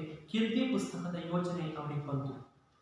ಹುಲಿಯ ಪಂಚಾದಿಂದ, ಅಂದರೆ ಪಂಚ ಅಂತಂದರೆ ಆ ಹುಲಿಯ ಇದರಿಂದ ಒಂದೇಟು ಬಿದ್ದರೆ ಸಾಕು, ಆ ಹುಲಿಗೆ ಒಂದೇಟು ಬಿದ್ದರೆ ಸಾಕು, ಯಾವುದರ ಅರಿವು ಕೂಡ, ಮುಂದೆ ಯಾವುದರ ಅರಿವು ಕೂಡ ಇರಲ್ಲ. ನೋವೇನಿದ್ದರೂ ಒಂದೇ ಒಂದು ಕ್ಷಣದ ಮಾತು, ನೋವೇನಿದ್ರೂ ಕೂಡ ಒಂದೇ ಒಂದು ಕ್ಷಣದ ಮಾತಾಗಿರುತ್ತೆ. ಏನಾದರೂ ಮಡಿಯಬೇಕಾದ್ರೆ ನಾನು ಮಾಡಿಯೇ ಮಡಿಯುತ್ತೇನೆ, ಅಂದರೆ ಏನಾದರೂ ನನ್ನ ಜೀವ ಇರಲಿ ಬಿಡಲಿ, ನಾನು ಇದ್ರ ವಿರುದ್ಧ ಓಡಾಡಲೇಬೇಕು ಅಂತ ಹೇಳೋದು. ನೋವಿದ್ರೂ ಕೂಡ ಅದು ಹೊಟ್ಟೆ ಸೇರಿದರೆ ಒಂದೇ ಒಂದು ಕ್ಷಣ ಜೀವ ಇರ್ತಿ, ಆಮೇಲೆ ಜೀವ ಹೊರಟೋಗ್ತೈತಿ, ನೋವಂತೂ ಕೂಡ ಇರಲ್ಲ ಅಂತ ಇವರೇ ಮಾಡಿದ್ರು. ಅಂದರೆ ಮಡಿಯಬೇಕಾದ್ರೆ ಮಾಡಿಯೇ ಮಡಿಯುತ್ತೀನಿ, ಅದ್ರ ಜೊತೆ ನಾನು ಯುದ್ಧವನ್ನು ಆಡ್ತೀನಿ ಅಂತ ಏನು ಮಾಡಿದ್ರು, ಗಟ್ಟಿಯಾಗಿರ್ತಕ್ಕಂಥ ನಿರ್ಧಾರವನ್ನು ಮಾಡ್ಬೋದು. ಆದರೆ ಮಾಡೋದಾದ್ರೂ ಏನು ಮಾಡೋದಾದ್ರು ಜೊತೆಗೆ ಹುಲಿ ಜೊತೆ ಯುದ್ಧವನ್ನು ಆಡೋಕ್ಕಾಗುತ್ತಾ? ಏನು ಮಾಡೋದು? ಅವರಲ್ಲಿ ಆಯುಧ ಅಂತಕ್ಕಂಥದ್ದು ಇರಲಿಲ್ಲ, ಇರಲಿಲ್ಲ. ಅವ್ರ ಹತ್ರ ಇದ್ದು ತೊಂದಿಗೆ ಕೀರ್ತಿ ಪುಸ್ತಕ, ಅದೇ ಖಜಾನೆಗೆ ಹಣ ಕಟ್ಟಲು ಹೋಗಿರ್ತಾರೆ ತವರಲ್ಲ, ಆ ಪುಸ್ತಕ ಅದೊಂದಿತ್ತು. ಅದು ಶಾನುಭೋಗರ ಬ್ರಹ್ಮಾಸ್ತ್ರ. ಕೀರ್ತಿ ಪುಸ್ತಕ ಯಾರ ಬ್ರಹ್ಮಾಸ್ತ್ರ ಆಗಿತ್ತು? ಶಾನುಭೋಗರ ಬ್ರಹ್ಮಾಸ್ತ್ರ ಆಗಿತ್ತು. ಶಾನುಭೋಗರ ಬ್ರಹ್ಮಾಸ್ತ್ರ ಯಾವುದು ಕೇಳ್ತಾರೆ ಮಕ್ಕಳೇ? ಶಾನುಭೋಗರ ಬ್ರಹ್ಮಾಸ್ತ್ರ ಯಾವುದು? ಕೀರ್ತಿ ಪುಸ್ತಕ. ಅದನ್ನೇ ಉಪಯೋಗಿಸ್ಬೇಕು. ಈಗ ಏನಾದರೂ ನಾನು ಮಾಡಬೇಕು ಅಂದರೆ ಆ ಕೀರ್ತಿ ಪುಸ್ತಕವನ್ನು ನಾನು ಉಪಯೋಗಿಸ್ಬೇಕು. ಆದರೆ ಅದು ಹುಲಿಯ ಮೇಲೇನು ಫಲಿಸುತ್ತೆ? ನಾನು ಕೀರ್ತಿ ಪುಸ್ತಕ ಹುಲಿ ಮೇಲೆ ಒಗೆದ್ರೆ ಅದು ಹುಲಿಗೆ ಏನಾದ್ರು ಪೆಟ್ಟಾಗುತ್ತಾ? ಪೆಟ್ಟು ಆಗಲ್ಲ, ಸಾಯದಿರಲಿ, ಅದ್ರ ಮೇಲೆ ಯಾವ ಪರಿಣಾಮವೂ ಬೀರಲ್ಲ. ಈ ಹುಲಿ ಮೇಲೆ ಈ ಪುಸ್ತಕವನ್ನು ಎಷ್ಟೇ ಹುಲಿ ಪೆಟ್ಟಾಗುತ್ತಾ? ಇಲ್ಲ, ಅದೇ ನಮ್ಮ ಮೇಲೆ ಜ್ಞಾನ ಬರ್ತೈತಿ ಅಲ್ವಾ? ಅದೇ ರೀತಿ ಇವರು ಆಲೋಚನೆ ಮಾಡ್ತಾರೆ, ಈಗ ಅದನ್ನೇ ಉಪಯೋಗಿಸ್ಬೇಕು. ಅದು ನಾನು ಈ ಕೀರ್ತಿ ಪುಸ್ತಕ ಅದ್ರ ಮೇಲೆ ಹೋಗೋದ್ರೆ ಸಾಯದಿರಲಿ, ಅದ್ರ ಮೇಲೆ ಯಾವ ಒಂಚೂರು ಗಾಯನೂ ಕೂಡ ಅದು ಪೆಟ್ಟು ಕೂಡ ಆಗಲ್ಲ ಅಂತ ಹೇಳ್ತಾ ಇದ್ದಾರೆ. ಆದರೂ ಕ್ಷಣಕಾಲ ಹುಲಿ ಅಪ್ರತಿಭವಾದರೆ, ನಾನು ಓಡಿ ಯಾವುದೋ ಒಂದು ಮರವನ್ನು ಹತ್ತಿರಬಹುದು ಅಂತ ಇವರಿಗೆ ಹುಚ್ಚು ಆಸೆ ಇತ್ತು. ಏನು? ಈಗ ಯಾವುದಾದ್ರು ಒಂದು ಪ್ರಾಣಿಗೆ ನಾವು ಪಕ್ಕಕ್ಕೆ ಕಲ್ತಾ ನೋಡಿದ್ರೆ ಅದೇನು ಮಾಡುತ್ತೆ? ನಾವು ಏನು ಹೊಡೆದಿರ್ತೀವಿ ಅದನ್ನು ಆ ಕಡೆಗೆ ನೋಡುತ್ತೆ, ಅದನ್ನು ಗಮನವನ್ನು ಇಟ್ಟು ನಮ್ಮನ್ನು ಬಿಟ್ಟು ಅದನ್ನು ಗಮನಿಸುತ್ತೆ. ಅಷ್ಟರಲ್ಲಿ ನಾನೇನು ಮಾಡ್ಬೋದು? ಯಾವುದಾದ್ರೂ ಒಂದು ಮರಕ್ಕೆ ಓಡಿ ಹೋಗಿ ಹತ್ಯಬಹುದು ಅಂತಕ್ಕಂಥ ಹುಚ್ಚು ಆಸೆ ಯಾರಿಗಿತ್ತು? ಈ ಶಾನುಭೋಗರಿಗೆ ಇತ್ತು. ಅಂತೂ ಮನುಷ್ಯ ಪ್ರಯತ್ನದಲ್ಲಿರುವುದನ್ನೆಲ್ಲ ಮಾಡಬೇಕು. ಅಂದರೆ ನನ್ನ ಪ್ರಯತ್ನ ಏನು ಮಾಡಬೇಕು ಅಂತಿರುತ್ತೋ ಎಲ್ಲದನ್ನು ಕೂಡ ಮಾಡಿಬಿಡಬೇಕು. ಅದರ ಮೇಲೆ ಕರ್ಮಣ್ಯೇವಾಧಿಕಾರಸ್ಥೆ ಮಾಫಲೇಶು ಕದಾಚನ. ನಾನು ಮಾಡುವಂತಹ ಎಲ್ಲ ಪ್ರಯತ್ನವನ್ನು ಮಾಡ್ತೀನಿ, ಆದರೆ ಮಾಫಲೇಶು ಕದಾಚನ, ದೇವರು ಏನನ್ನು ಕೊಡ್ತಾನೆ ಅದನ್ನು ನಾನು ಅನುಭವಿಸೋಣ. ಕರ್ಮಣ್ಯೇವಾಧಿಕಾರಸ್ಥೆ, ನಾನು ಮಾಡುವುದನ್ನೆಲ್ಲ ಮಾಡಿಬಿಡಬೇಕು, ಅದರ ಮೇಲೆ ದೇವರ ಕರುಣೆ ಅಂತ ಹೇಳ್ತಾರೆ. ಮುಂದೆ ಹೇಳ್ತಿದ್ರೆ, ಇತ್ತ ಹುಲಿಗೂ ವಿಪರೀತವಾದ ಆಯಾಸ. ಕೀರ್ತಿ ಪುಸ್ತಕ ಅದರ ಮುಖಕ್ಕೆ ಬಂದು ಬಡಿದಾಗ ಹುಲಿಗೆ ಪೆಟ್ಟೇನೂ ಆಗಲಿಲ್ಲ. ಆಶ್ಚರ್ಯವಾಯಿತು. ಬಳಲಿಕೆಯಿಂದ ಜಡವಾಗಿದ್ದ ಮನಸ್ಸಿಗೆ ಪರಿಸ್ಥಿತಿಯ ಅರಿವಾಗಲು ಅರೆ ನಿಮಿಷ ಹಿಡಿಯಿತು. ಆ ಅರೆ ನಿಮಿಷದಲ್ಲಿ ಶಾನುಭೋಗರು ದೇವರೇ ಮರ ಹತ್ತುವಷ್ಟು ಅವಕಾಶ ಕರುಣಿಸು ಎನ್ನುತ್ತಾ ಒಂದೇ ಉಸಿರಿನಲ್ಲಿ ಮರದ ಕಡೆಗೆ ಧಾವಿಸಿದರು. ಆದರೆ ದೇವರ ರಕ್ಷಣಾ ವ್ಯವಸ್ಥೆ ಬೇರೆಯೇ ಇತ್ತು. ಮರಕ್ಕೆ ಕೆಲವು ಅಡಿ ದೂರದಲ್ಲಿ ನೆಲದಿಂದ ಮೇಲೆದ್ದುಕೊಂಡಿದ್ದ ಕಲ್ಲನ್ನು ಎಡವಿ ಶಾನುಭೋಗರು ಬಿದ್ದರು. ಮೊದಲೇ ದಣಿವಾಗಿತ್ತು. ದಣಿದ ಪೆಟ್ಟಿಗೆ ಪ್ರಜ್ಞೆ ತಪ್ಪಿತು. ಇವರಿಗೆ ಈ ಹುಲಿಗೂ ಕೂಡ ಇಲ್ಲಿರ್ತಕ್ಕಂಥ ಹುಲಿಗೂ ಕೂಡ ಇಲ್ಲಿರ್ತಕ್ಕಂಥ ಶಾನುಭೋಗರ ಜೊತೆ ಇಲ್ಲಿರ್ತಕ್ಕಂಥ ಹುಲಿಗೂ ಕೂಡ ತುಂಬ ಆಯಾಸ ಆಗಿತ್ತು. ಅದಕ್ಕೂ ಕೂಡ ಸುಸ್ತಾಗಿತ್ತು. ಅವರೇ ಮಾಡಿದ್ರು, ಆ ಕೀರ್ತಿ ಪುಸ್ತಕವನ್ನು ಅದರಲ್ಲೇ ಮಾಡೋದು.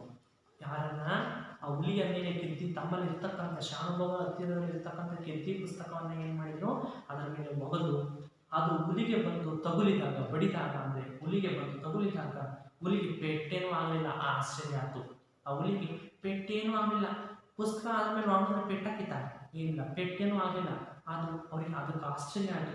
ಬಳಲಿಕೆಯಿಂದ ಜಡವಾಗಿದ್ದ ಮನಸ್ಸಿಗೆ ತುಂಬ ಬಳಲಿತ್ತು. ಯಾವುದು ಆಯಾಸಗೊಂಡಿತ್ತು ಯಾವುದು ಹುಲಿ.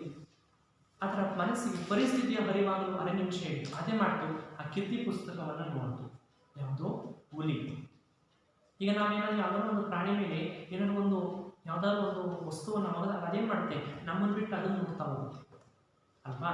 ಅದೇ ರೀತಿ ಆ ಅರೆ ನಿಮಿಷ ಅಂದರೆ ಅರ್ಧ ನಿಮಿಷ ಏನು ಮಾಡ್ತು ಅಂದರೆ ಆ ಕೀರ್ತಿ ಪುಸ್ತಕವನ್ನು ನೋಡ್ತು. ಯಾವುದು ಹುಲಿ.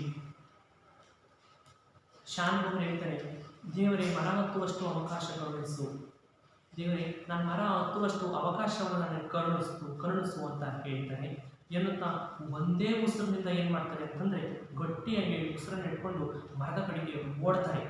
ಮರ ಎಕಡೆಗೆ ಇದ್ದವು ಆ ಕಡೆಗೆ ಹೋಗಿ ಮರವನ್ನು ಹತ್ತಬೇಕು ಅಂತ ಓಡ್ತಾರೆ.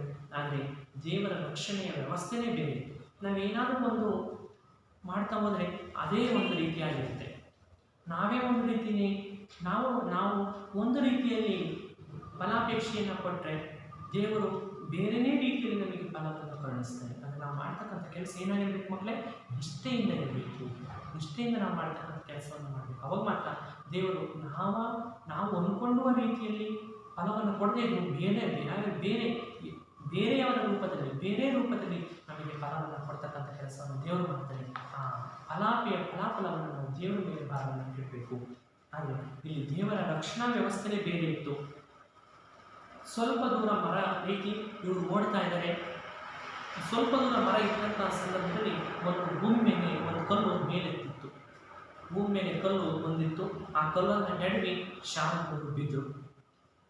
ಹೀಗೆ ಭೂಮಿ ಮೇಲೆ ಕಲ್ಲು ಇದ್ದುದನ್ನು ನಾವು ಕಲ್ಲು ನೋಡಿದ್ರೆ ಎಡಿಕೊಂಡು ಬೀಳಲ್ವಾ, ಅದೇ ರೀತಿ ಶಾನುಭೋಗರು ಕೂಡ ಆ ಕಲ್ಲನ್ನು ಎಡವಿ ಬೀಳ್ತಾರೆ. ಬಿದ್ದ ಪೆಟ್ಟಿಗೆ ಮೊದಲೇ ದಣಿವಾಗಿತ್ತು, ತುಂಬ ಆಯಾಸ ಆಗಿತ್ತು. ಬಿದ್ದ ಪೆಟ್ಟಿಗೆ ಪ್ರಜ್ಞೆ ತಪ್ಪಿತು. ಯಾರಿಗೆ? ಶಾನುಭೋಗರಿಗೆ. ಮುಂದೆ ಹೋಗ್ತೇನೆ. ಕೆಲವು ನಿಮಿಷಗಳಾದ ಮೇಲೆ ಮೂರ್ಛೆ ತಿಳಿಯಿತು. ಆದರೂ ಆಗ ಅವರಲ್ಲಿ ಯಾವುದೊಂದು ಇಂದ್ರಿಯವೂ ಚುರುಕಾಗಿ ಕೆಲಸ ಮಾಡ್ತಿರಲಿಲ್ಲ. ಮನಸ್ಸು ಅಸ್ಪಷ್ಟ ಸ್ಥಿತಿಯಲ್ಲಿತ್ತು. ಕಣ್ಣು ಮಂಜು. ಎಷ್ಟೋ ಹೊತ್ತು ಆ ಸ್ಥಿತಿಯಲ್ಲಿದ್ದರೂ ಅವರಿಗಂತೂ ತಿಳಿಯದು. ಎಚ್ಚೆತ್ತಾಗ ಅವರ ಬಳಿಯಲ್ಲಿ 4-5 ಜನ ನಿಂತಿದ್ದು ತಮ್ಮ ಮುಖವೆಲ್ಲ ಒಂದೆಯಾಗಿತ್ತು. ಇನ್ನು ಯಾರೂ ನೀರು ಚಿಂತಿಸುತ್ತಲೇ ಇದ್ದರು. ನೋಡ್ರಿ, ಎಷ್ಟೋ ಹೊತ್ತಾದರೆ ಅವರಿಗೆ ಮೂರ್ಛೆ ಹೋಗಿದ್ದು, ಈಗ ಜ್ಞಾಪಕ ಶಕ್ತಿ ಬಂತು. ಆದರೂ ಅವರಲ್ಲಿ ಯಾವ ಇಂದ್ರಿಯವು ಚುರುಕಾಗಿ ಕೆಲಸ ಮಾಡ್ತಿರಲಿಲ್ಲ. ಇಂದ್ರಿಯ ಅಂದರೆ ಈ ಯಾವ 5 ಇಂದ್ರಿಯಗಳು ಕೂಡ ಅವರಿಗೆ ಜೋರಾಗಿ ಕೆಲಸವನ್ನು ಮಾಡ್ತಾರಲ್ಲ. ಯಾಕಂದರೆ ಆ ಹೆದರಿಕೆಗೆ ನಮಗೇನು ಕೈಕಾಲೇನು ಹೆದರಿಕೆ, ಅದು ನೋಡಿ ನಮಗೆ ಕೈಕಾಲೇನೂ ಏನೂ ಆಗೋದಿಲ್ಲ. ಕೈಕಾಲು ನಿಂತು ಅಪ್ಪ ನೋಡಿದ ತಕ್ಷಣ ಕೈಕಾಲನ್ನು ನಿಂತ್ಕೊಂಡು ಏನೂ ಮಾಡ್ತಾರಲ್ಲ ಅಂತ ಅಂತೀವಲ್ಲ, ಅದೇ ರೀತಿ ಇವರಿಗೂ ಕೂಡ ಯಾವ ಇಂದ್ರಿಯವೂ ಕೂಡ ಕಣ್ಣು, ಮೂಗು, ಕಿವಿ, ಬಾಯಿ, ನಾಲಿಗೆ, ಚರ್ಮ ಈ 5 ಇಂದ್ರಿಯಗಳಿದ್ದಾವೆ. ಈ 5 ಇಂದ್ರಿಯಗಳು ಯಾವ ಕೂಡ ಕೆಲಸ ಮಾಡಲಿಲ್ಲ. ಮನಸ್ಸು ಅಸ್ಪಷ್ಟ ಸ್ಥಿತಿಯಲ್ಲಿತ್ತು. ಮನಸ್ಸು ಸರಿ ಇಲ್ಲ ಅವರಿಗೆ, ಅಸ್ಪಷ್ಟ ಸ್ಥಿತಿಯಲ್ಲಿತ್ತು. ಕಣ್ಣು ಮಂಜು. ಕಣ್ಣು ಬಿಟ್ಟು ನೋಡಿದಾಗ ಅವರಿಗೆ ಮಂಜು ಕಂಡ್ರು. ಎಷ್ಟೊತ್ತು ಆ ಸ್ಥಿತಿಯಲ್ಲಿದ್ದರೂ ಅವರಿಗಂತೂ ತಿಳಿಯೋದು. ನಾನು ಎಷ್ಟೊತ್ತು ಮೂರ್ಛೆ ಹೊಂದಿದ್ದೆ ಅಂತ ಅವರಿಗೂ ಕೂಡ ಗೊತ್ತಿಲ್ಲ. ನಾನು ಎಷ್ಟೊತ್ತು ಮೂರ್ಛೆ ಪ್ರಜ್ಞೆ ತಪ್ಪಿದ್ದೆ ಅಂತ ಅವರಿಗೂ ಕೂಡ ಗೊತ್ತಿಲ್ಲ. ಎಚ್ಚೆತ್ತಾಗ ಅವರ ಬಳಿಯಲ್ಲಿ 4-5 ಜನ ನಿಂತಿದ್ದರು. ಅವರಿಗೆ ಪ್ರಜ್ಞೆ ಬಂದಾಗ ಅವ್ರ ಸುತ್ತಲೂ 4-5 ಜನ ನಿಂತಿದ್ದರು. ತಮ್ಮ ಮುಖವೆಲ್ಲ ಒದ್ದೆಯಾಗಿತ್ತು. ಆ ಮುಖ ಎಲ್ಲ ಒದ್ದೆಯಾಗಿತ್ತು, ನೀರಿನಿಂದ ನೆಂದಿತ್ತು. ಯಾರೋ ಒಬ್ಬರು ನೀರನ್ನು ಇನ್ನು ಅವ್ರ ಮುಖದ ಮೇಲೆ ಚಿಮುಕಿಸ್ತಲೇ ಇದ್ದಾರೆ. ಆ 4-5 ಜನ ಸುತ್ತು ನಿಂತಿದ್ರಲ್ಲ, ಆದರೆ ಆ 4-5 ಜನರಲ್ಲಿ ಯಾರೋ ಒಬ್ರು ಏನು ಮಾಡ್ತಾ ಇದ್ರು, ಅವ್ರ ಮುಖದ ಮೇಲೆ ನೀರನ್ನು ಚಿಮುಕಿಸುತ್ತೆ ಏನು ಮಾಡ್ತಾ ಇದ್ರು ಇದ್ರು. ಅರ್ಥಕಲ್ವ ಮಕ್ಕಳೇ? ಈಗ ಮುಂದೆ ನಾನು ಹೋಗ್ತೇನೆ. ಶಾನುಭೋಗರು ಮೂರ್ಛೆಯಲ್ಲಿದ್ದಾಗ ನಡೆದದ್ದು ಇಷ್ಟು. ಚಿಕ್ಕನಾಯಕನಹಳ್ಳಿಗೆ ತೆಂಗಿನಕಾಯಿ ತುಂಬಿಕೊಂಡು ಹೋಗಿದ್ದ ಕೆಲವು ರೈತರು ತಿಂಗಳ ಬೆಳಕಿನಲ್ಲಿ ಗಾಡಿ ಹೊಡೆದುಕೊಂಡು ತಮ್ಮ ಹಳ್ಳಿಗೆ ಹಿಂದಿರುಗುತ್ತಿದ್ದರು. ಶಾನುಭೋಗರು ಬಿದ್ದ ಸ್ಥಳಕ್ಕೆ ಕಾಲು ಹರಿದಾರಿ ಇದೆ ಎನ್ನುವಾಗ ಎತ್ತುಗಳು ಏನು ಮಾಡಿದರೂ ಮುಂದೆ ಹೋಗದೆ ಕಣಿ ಹಾಕಿಕೊಂಡು ಅದೇ ವೇಳೆಗೆ ಎದೆ ನಡುಗುವಂತೆ ಹುಲಿಯ ಗರ್ಜನೆ ಕೇಳಿಸಿತು. ಎತ್ತುಗಳ ಗಂಟೆಯ ಶಬ್ದವನ್ನು ಕೇಳಿದ ಹುಲಿ ಕೆಲವು ನಿಮಿಷ ತಡೆದು ನೋಡಿತು. ಆದರೆ ರೈತರ ಮಾತು ಕೇಳಿ ಬಂದ ಮೇಲೆ ನಿರಾಶೆಯಿಂದಲೂ ಕೋಪದಿಂದಲೂ ಗರ್ಜಿಸಿ ಪಲಾಯನ ಮಾಡಿತು. ಗಾಡಿಯವರು 5-6 ಜನವಿದ್ದರೂ ಎಷ್ಟೇ ಆಗಲಿ ಹುಲಿ ಎಂದರೆ ಭಯವಲ್ಲವೇ? ಸ್ವಲ್ಪ ಹೊತ್ತು ಗಾಡಿಯ ಬಳಿಯಲ್ಲಿ ನಿಂತು ನೋಡಿದರು. ಮತ್ತೆ ಗರ್ಜನೆ ಕೇಳಲಿಲ್ಲ. ಅನಂತರ ಅವರು ತಮ್ಮಲ್ಲಿದ್ದ ಕೋವಿಯಿಂದ ಒಂದೆರಡು ತೋಟ ಹಾರಿಸಿ ಕೈಲಾದಷ್ಟು ಗಲಭೆ ಮಾಡುತ್ತಾ ತೆಂಗಿನ ಗರಿಯ ಪಂಜು ಒತ್ತಿಸಿಕೊಂಡು ಜಾಗರೂಕತೆಯಿಂದ ಮುಂದುವರೆದರು. ಮೂರ್ಛೆಯಲ್ಲಿ ಬಿದ್ದಿದ್ದ ಶಾನುಭೋಗರನ್ನು ಕಂಡು ಮುಖದ ಮೇಲೆ ನೀರಚ್ಚಿ ಎಚ್ಚರಿಸಿದರು. ಶಾನುಭೋಗರು ಮೂರ್ಛೆಯಲ್ಲಿದ್ದಾಗ, ಅಂದರೆ ಅವರು ಪ್ರಜ್ಞೆ ತಪ್ಪಿ ಬಿದ್ದಿದ್ದಾಗ ಈ ಘಟನೆ ನಡೆಯಿತು. ಅಂದರೆ ಅವರು ಮೂರ್ಛೆ ತಪ್ಪಿ ಬಿದ್ದಿದ್ದಾರೆ, ಆವಾಗ ಈ ಘಟನೆ ಅಂತಕ್ಕಂಥ ನಡೆಯುತ್ತೆ. ಚಿಕ್ಕನಾಯಕನಹಳ್ಳಿಗೆ ತೆಂಗಿನಕಾಯಿ ತುಂಬಿಕೊಂಡು ಹೋಗಿದ್ರು. ಹಳ್ಳಿಯ ರೈತರು ಏನು ಮಾಡಿದ್ರು ಅಂದರೆ ಚಿಕ್ಕನಾಯಕನಹಳ್ಳಿಗೆ ವ್ಯಾಪಾರ ಮಾಡೋಕ್ಕೆ ತೆಂಗಿನಕಾಯಿಯನ್ನು ತುಂಬಿಕೊಂಡು ಹೋಗಿದ್ರು. ರೈತರು ತಿಂಗಳ ಬೆಳಕಿನಲ್ಲಿ ಗಾಡಿ ಹೊಡೆದುಕೊಂಡು ತಮ್ಮ ಹಳ್ಳಿಗೆ ಹಿಂದಿರುತ್ತಿದ್ರು. ತಿಂಗಳು ಬೆಳಕಿತ್ತಲ್ಲ, ಗಾಡಿ ಹೊಡ್ಕೊಂಡು ಏನು ಮಾಡ್ತಾ ಇದ್ರು ಅಂದರೆ ಅವ್ರ ಹಳ್ಳಿ ಕಡೆಗೆ ಊರಿಗೆ ಹೋಗೋಕ್ಕೆ ವಾಪಸ್ಸು ಹಿಂತಿರುಗಿ ಬರ್ತಾ ಇದ್ರು. ಶಾನುಭೋಗರು ಬಿದ್ದ ಸ್ಥಳಕ್ಕೆ ಕಾಲು ಹರಿದಾರಿದೆ. ಅಂದರೆ ಶಾನುಭೋಗರು ಒಂದು ಸ್ವಲ್ಪ ದೂರದಲ್ಲಿ ಬಿದ್ದಿದ್ದಾರೆ. ಇವರು ಇಲ್ಲಿ ಗಾಡಿ ಹೊಡ್ಕೊಂಡು ಹೋಗ್ತಾ ಇದ್ದಾರೆ. ಎತ್ತುಗಳು ಏನು ಮಾಡ್ತಾರೆ ಅಂದರೆ ಕಣಿ ಹಾಕಿಬಿಟ್ಟು ಕಣಿ ಹಾಕಿಬಿಟ್ಟು ಏನೇ ಮಾಡಿದ್ರು ಕೂಡ ಅವ್ರು ಮುಂದೆ ಹೋಗಲೇ ಇಲ್ಲ. ಎತ್ತುಗಳು ಕಣಿ ಹಾಕಿ ನಿಂತ್ಕೊಂಡ್ಬಿಟ್ಟು ಅದೇ ವೇಳೆಗೆ ಎದೆ ನಡುಗುವಂತೆ ಹುಲಿಯ ಗರ್ಜನೆ ಕೇಳಿಸಿತು. ಆ ಕಣಿ ಹಾಕಿ ನಿಂತ್ಕೊಂಡ ತಕ್ಷಣ ಆ ಎತ್ತುಗಳಿಗೆ ಹುಲಿಯ ಗರ್ಜನೆ ಅಂತಕ್ಕಂಥದ್ದು ಎಲ್ಲರಿಗೂ ಕೂಡ, ಎತ್ತುಗಳಿಗೆ ಅಲ್ಲಿರ್ತಕ್ಕಂಥ 5 ಜನ ಮನುಷ್ಯರಿಗೆ ಹುಲಿಯ ಗರ್ಜನೆ, ಹುಲಿಯ ಶಬ್ದ ಕೇಳಿಸ್ತು. ಎತ್ತುಗಳ ಗಂಟೆಯ ಶಬ್ದವನ್ನು ಕೇಳಿದ ಹುಲಿ ಕೆಲವು ನಿಮಿಷ ತಡೆದು ನೋಡಿತು. ಎತ್ತುಗಳ ಶಬ್ದವನ್ನು ಕೇಳ್ತಾರೆ, ಗಂಟೆ ಶಬ್ದ, ಎತ್ತುಗಳಿಗೆ ಗಂಟೆ ಶಬ್ದ ಕಟ್ಟಲ್ಲಿ ಗೆಜ್ಜೆ ಎಲ್ಲ ಕಟ್ತಾ ಇದ್ರು, ಈ ಗಂಟೆನೂ ಕಟ್ತಾರೆ ಅನಿಸುತ್ತೆ. ಆ ಗಂಟೆಯ ಶಬ್ದವನ್ನು ಕೇಳಿರ್ತಕ್ಕಂಥ ಹುಲಿ ಒಂದು ಸ್ವಲ್ಪ ನಿಮಿಷ ನಿಂತ್ಕೊಂಡು ನೋಡ್ತು, ಕೇಳ್ತು. ಆದರೆ ರೈತರ ಮಾತು ಕೇಳಿ ಬಂತು. ಆದರೆ ಆ ರೈತರಿದ್ರಲ್ಲ, ಎತ್ತುಗಳಿಸಿದ ಒಂದು 5-6 ಜನ ಇದ್ರಲ್ಲ, ಅವರನ್ನು ನೋಡಿ ಅವರ ರೈತರ ಮಾತುಗಳನ್ನು ಕೇಳಿದ ಮೇಲೆ ಇದಕ್ಕೆ ನಿರಾಶೆ ಆಯಿತು. ಇವರಿದ್ದಾರೆ, ನಾನು ಎತ್ತುಗಳನ್ನ ತಿನ್ನಕ್ಕಾಗಲ್ಲ ಅನ್ನುವಂತಹ ನಿರಾಶೆಯೂ ಕೂಡ ಆಯಿತು.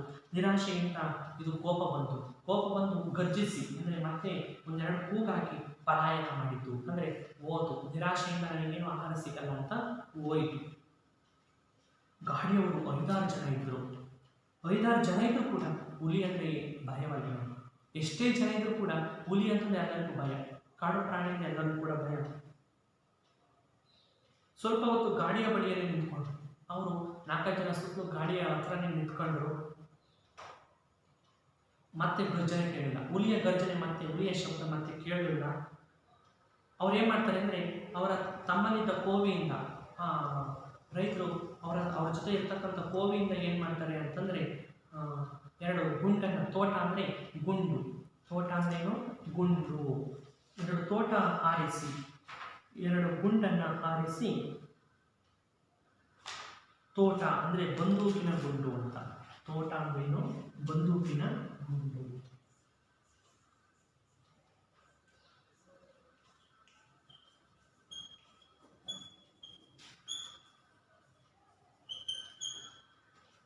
ಬಂದೂಕಿನ ಗುಂಡನ್ನು ಹಾರಿಸಿ ಏನು ಮಾಡ್ತಾರೆ ಅಂದರೆ ತೆಂಗಿನ ಗರಿಯ ಪಂಜು, ತೆಂಗಿನ ಗರಿಯನ್ನು ಮೊದಲಿ ಏನು ಮಾಡ್ತಾರೆ, ಬೆಂಕಿಯನ್ನು ಹೀರಿ ಪಂಜನ್ನು ಮುಚ್ಚಿಸ್ಕೊಂಡು ಏನು ಮಾಡ್ತಾರೆ, ಜಾಗರೂಕತೆಯಿಂದ ಮುಂದುವರೆದರು. ಗಲಭೆ ಮಾಡುತ್ತಾ, ಗಲಭೆ ತಮ್ಮ ಕೈಯಲ್ಲಿ ಎಷ್ಟಾಗುತ್ತಷ್ಟು ಕೀರಾಡಿದಂಥ ಗಲಭೆ ಮಾಡ್ತಾರೆ. ಏನು ಮಾಡ್ತಾರೆ ಅಂದರೆ ಜಾಗರೂಕತೆಯಿಂದ ನಿಧಾನವಾಗಿ ಮುಂದೆ ಹೋಗ್ತಾರೆ.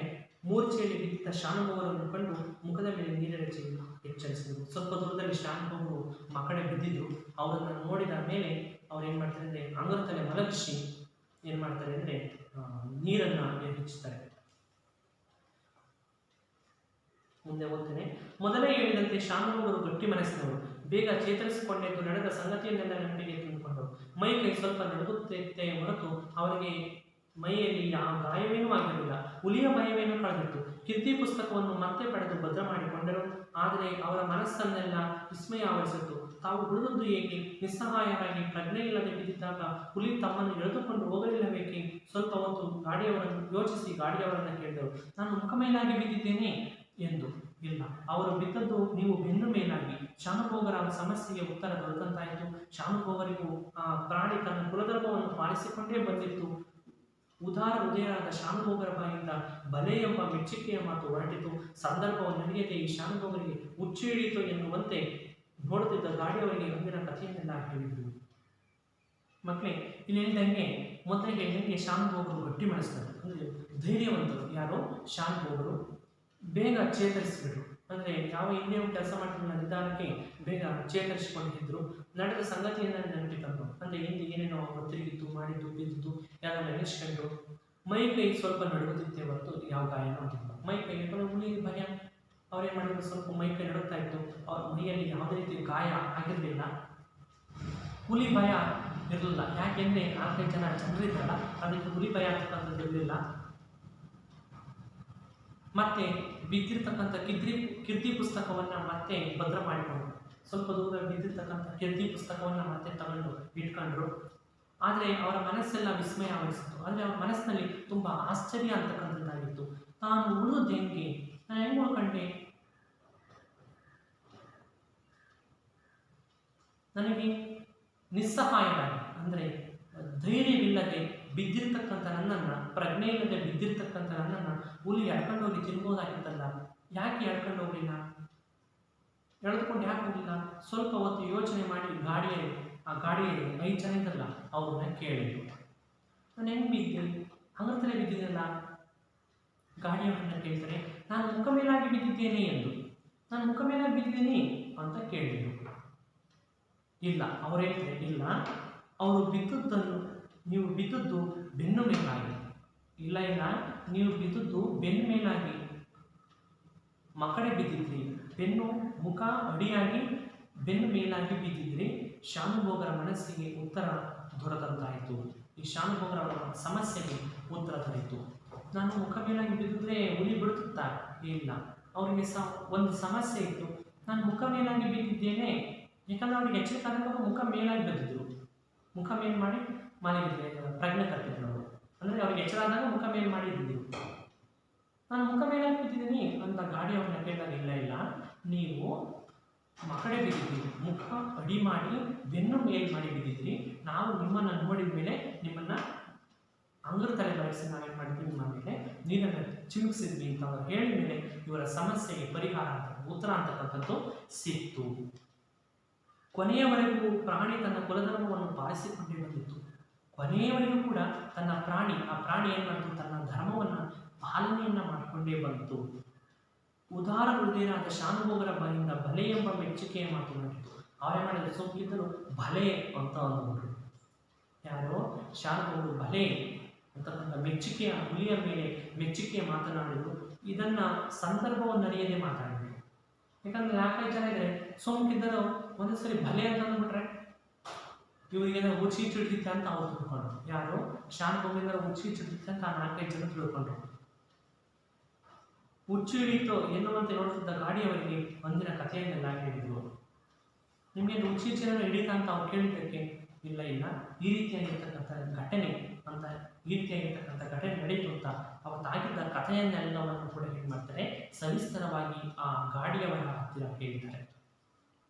ಮುಂದೆ ಒಂದನೇ, ಶಾನುಭೋಗರು ಕುಡಿದ ನೀರು ಅಲುಗದ ಹಾಗೆ ಎನ್ನಲಾಗದಿದ್ದರೂ ಜೀವ ಸಹಿತ ಮನೆ ಸೇರಿಕೊಂಡರು. ರಸದೂಟವನ್ನು ಮಾಡಿದರು. ಹುಲಿ ಈಗ ಎಷ್ಟು ಹಸಿದಿರಬೇಕು ಎಂಬ ಯೋಚನೆ ಬಂದಾಗ ಅವರ ವದನಾರವಿಲ್ಲದಲ್ಲಿ ಮೂಡನಗೆ ಮೂಡಿತು. ಊಟದ ರುಚಿ ಇಮ್ಮಡಿಯಾಯಿತು. ಅವರಿಗೆ 6 ನಿಮಿಷದ ಅವಕಾಶವನ್ನು ಒದಗಿಸಿಕೊಟ್ಟು ಪ್ರಾಣವನ್ನು ಕಾಪಾಡಿದ ಆ ಕೀರ್ತಿ ಪುಸ್ತಕ ಎಂದಿನಂತೆ ತನ್ನ ಜೀರ್ಣ ವಸ್ತ್ರದ ಹೊದಿಕೆಯಲ್ಲಿ ತೊಲೆಯಲ್ಲಿ ವಿಶ್ರಾಂತಿ ಪಡೆಯುತ್ತಿತ್ತು. ಶಾನುಭೋಗರ ದೃಷ್ಟಿಯು ಅನಂತ ವಾತ್ಸಲ್ಯದಿಂದ ಕೃತಜ್ಞತೆಯಿಂದ ಆ ಕಡೆಗೆ ಹೊರಡಿತು. ನೋಡಿ ಮಕ್ಕಳೇ, ಶಾನುಭೋಗರು ಕುಡಿದ ನೀರು ಹೊಲುವುದಾಗಿ, ಅಂದರೆ ಅವರು ಅಲ್ಲಿಂದ ಎದ್ದು ನೀರು ಅಳ್ಳಾಡ್ದಂಗೆ ಶರೀರದ ಒಳಗೆ ಹೊಟ್ಟೆ ಒಳಗೆ ಅಳ್ಳಾಡ್ದಂಗೆ ಸೇಫ್ ಆಗಿ, ಅಂದರೆ ಆರಾಮಾಗಿ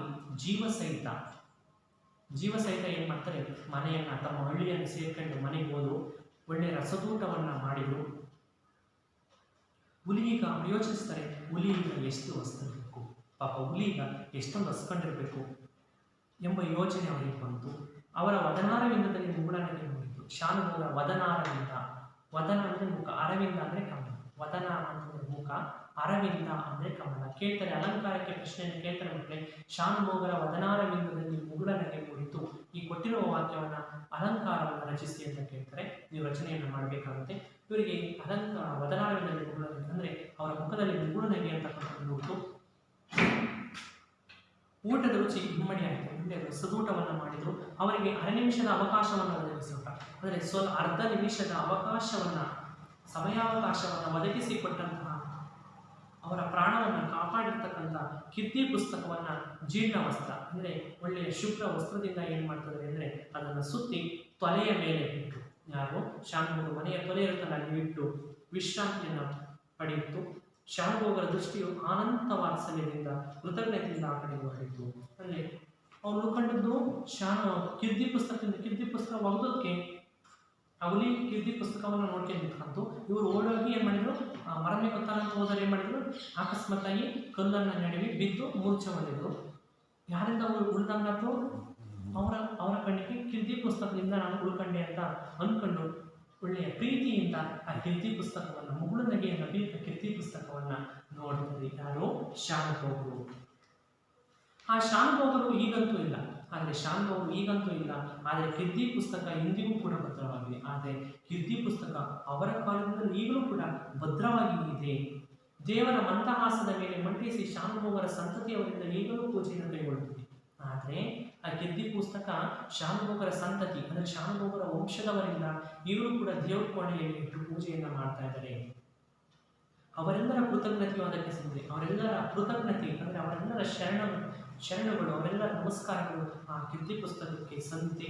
ನಿಜವಾಗಿ ನೋಡಿದರೆ ಶಾನುಭೋಗರು ಕೀರ್ತಿ ಪುಸ್ತಕದಿಂದಲ್ಲ, ಆದರೆ ಧರ್ಮದಿಂದ ನೋಡಿದರೆ ನಿಜವಾಗ್ಲೂ ನೋಡ್ಕೊಂಡ್ರೆ ಅವರು ಉಳ್ಕೊಂಡದ್ದು ಕೀರ್ತಿ ಪುಸ್ತಕದಿಂದ ಅಲ್ಲ. ಶಾನುಭೋಗರು ಉಳ್ಕೊಂಡದ್ದು ಕೀರ್ತಿ ಪುಸ್ತಕದಿಂದಲ್ಲ, ಹುಲಿಯ ಧರ್ಮಶ್ರದ್ಧೆಯಿಂದ. ಶಾನುಭೋಗರು ಉಳ್ಕೊಂಡದ್ದು ಯಾರಿಂದ ಮಕ್ಕಳೇ? ಹುಲಿಯ ಧರ್ಮಶ್ರದ್ಧೆಯಿಂದ ಉಳ್ಕೊಂಡ್ರು. ಆ ಗುಣವನ್ನು ಹಾಡಿ ಹೊರಡುವ ಭಾಗ್ಯ ನನ್ನ ಪಾಲಿಗೆ ಬಂದಿದೆ. ಶಾನುಭೋಗರು ಉಳ್ಕೊಂಡದ್ದು ಕೀರ್ತಿ ಪುಸ್ತಕದಿಂದ ಅಲ್ಲ, ಹುಲಿಯ ಧರ್ಮಶ್ರದ್ಧೆಯಿಂದ. ಹುಲಿ ಅಂದರೆ ಹೆಂಗಾರ ಮಕ್ಕಳಿಂದ ನಾವು ತಿನ್ಬೇಕು ಅಂತ ಏನಾದ್ರು ಓದ್ಕೊಂಡು ತಿಂದಿದ್ರೆ ಉಳ್ಕೊಂತಿದ್ರ? ಇಲ್ಲ ಅಲ್ಲ, ಅದು ತನ್ನ ಧರ್ಮವನ್ನು ಕಾಪಾಡಿಕೊಂಡು ಬಂತು. ಆ ಗುಣವನ್ನು ಹಾಡಿ ಹೊರಡುವ ಭಾಗ್ಯ ನನ್ನ ಪಾಲಿಗೆ ಬಂದಿದೆ ಅಂತ ಇಲ್ಲಿ ಯಾರು ಎನ್ ಮೂರ್ತಿರಾವ್ ಅವರು ಇಲ್ಲಿ ಹೇಳ್ತಾರೆ ಮಕ್ಕಳೇ. ಇಷ್ಟು ವ್ಯಾಘ್ರಗೀತೆ ಪಾಠ ಎಲ್ರಿಗೂ ಅರ್ಥ ಆಯ್ತಲ್ವ ಮಕ್ಕಳೇ? ನೀವು ಮನೆಯಲ್ಲಿ ಕೂತು 2 ಬಾರಿ ಅಭ್ಯಾಸವನ್ನು ಮಾಡಬೇಕು, ಮನೆಯಲ್ಲಿ ಓದುವಂತಹ ಕೆಲಸವನ್ನು ಮಾಡಬೇಕು.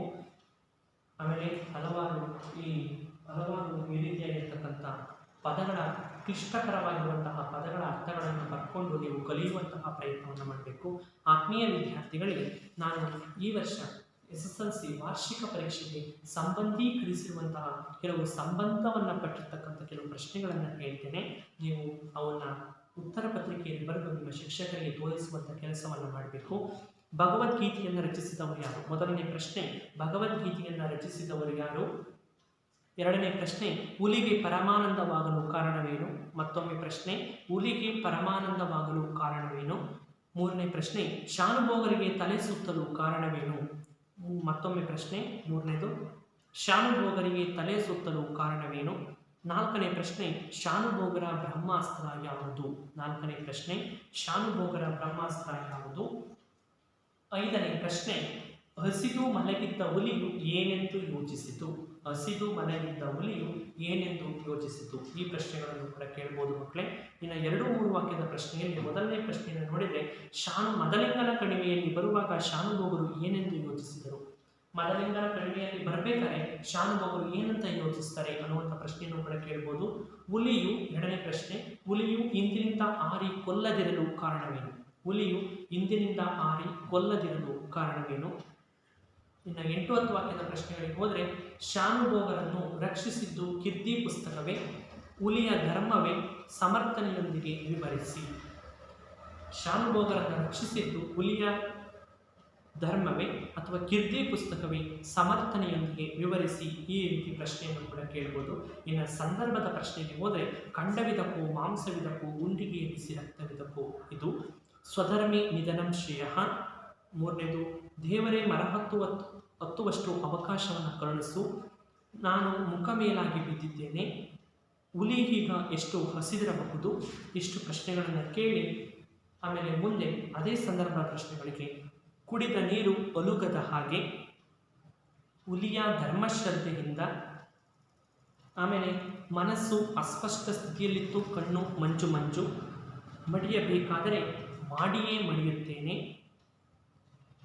ಸೈತಾನ ಇಂದಿರುವು, ಕರ್ಮಣ್ಯೇ ವಾಧಿಕಾರಸ್ಥೆ ಮಾ ಫಲೇಶು ಕದಾಚನ. ಇಷ್ಟು ಸಂದರ್ಭದ ವಾಕ್ಯಗಳಿಂದ ಮಕ್ಕಳೇ. ಇಷ್ಟು ಸಂದರ್ಭದ ನಾನು ಹೇಳಿರ್ತಕ್ಕಂಥ ಇಷ್ಟು ಸಂದರ್ಭದ ವಾಕ್ಯಗಳಲ್ಲಿ ಯಾವುದಾದ್ರೂ ವಾಕ್ಯವನ್ನು ಅವರು ಕೇಳುವಂತಹ ಸಾಧ್ಯತೆ ಇರುತ್ತೆ. ಇವು ಸಂಭವನೀಯ ಪ್ರಶ್ನೆಗಳು. ಈ ಪ್ರಶ್ನೆಗಳನ್ನು ನೀವು ಅಭ್ಯಾಸವನ್ನು ಮಾಡಿದರೆ ನೀವು ಯಶಸ್ಸನ್ನು ಕಾಣ್ತೀರಿ ಅಂತ ಹೇಳ್ತಾ ಈ ಪಾಠವನ್ನು ಇಲ್ಲಿಗೆ ನಾನು ಮುಕ್ತಾಯವನ್ನು ಗೊಳಿಸ್ತೇನೆ. ಎಲ್ಲರಿಗೂ ನಮಸ್ಕಾರ.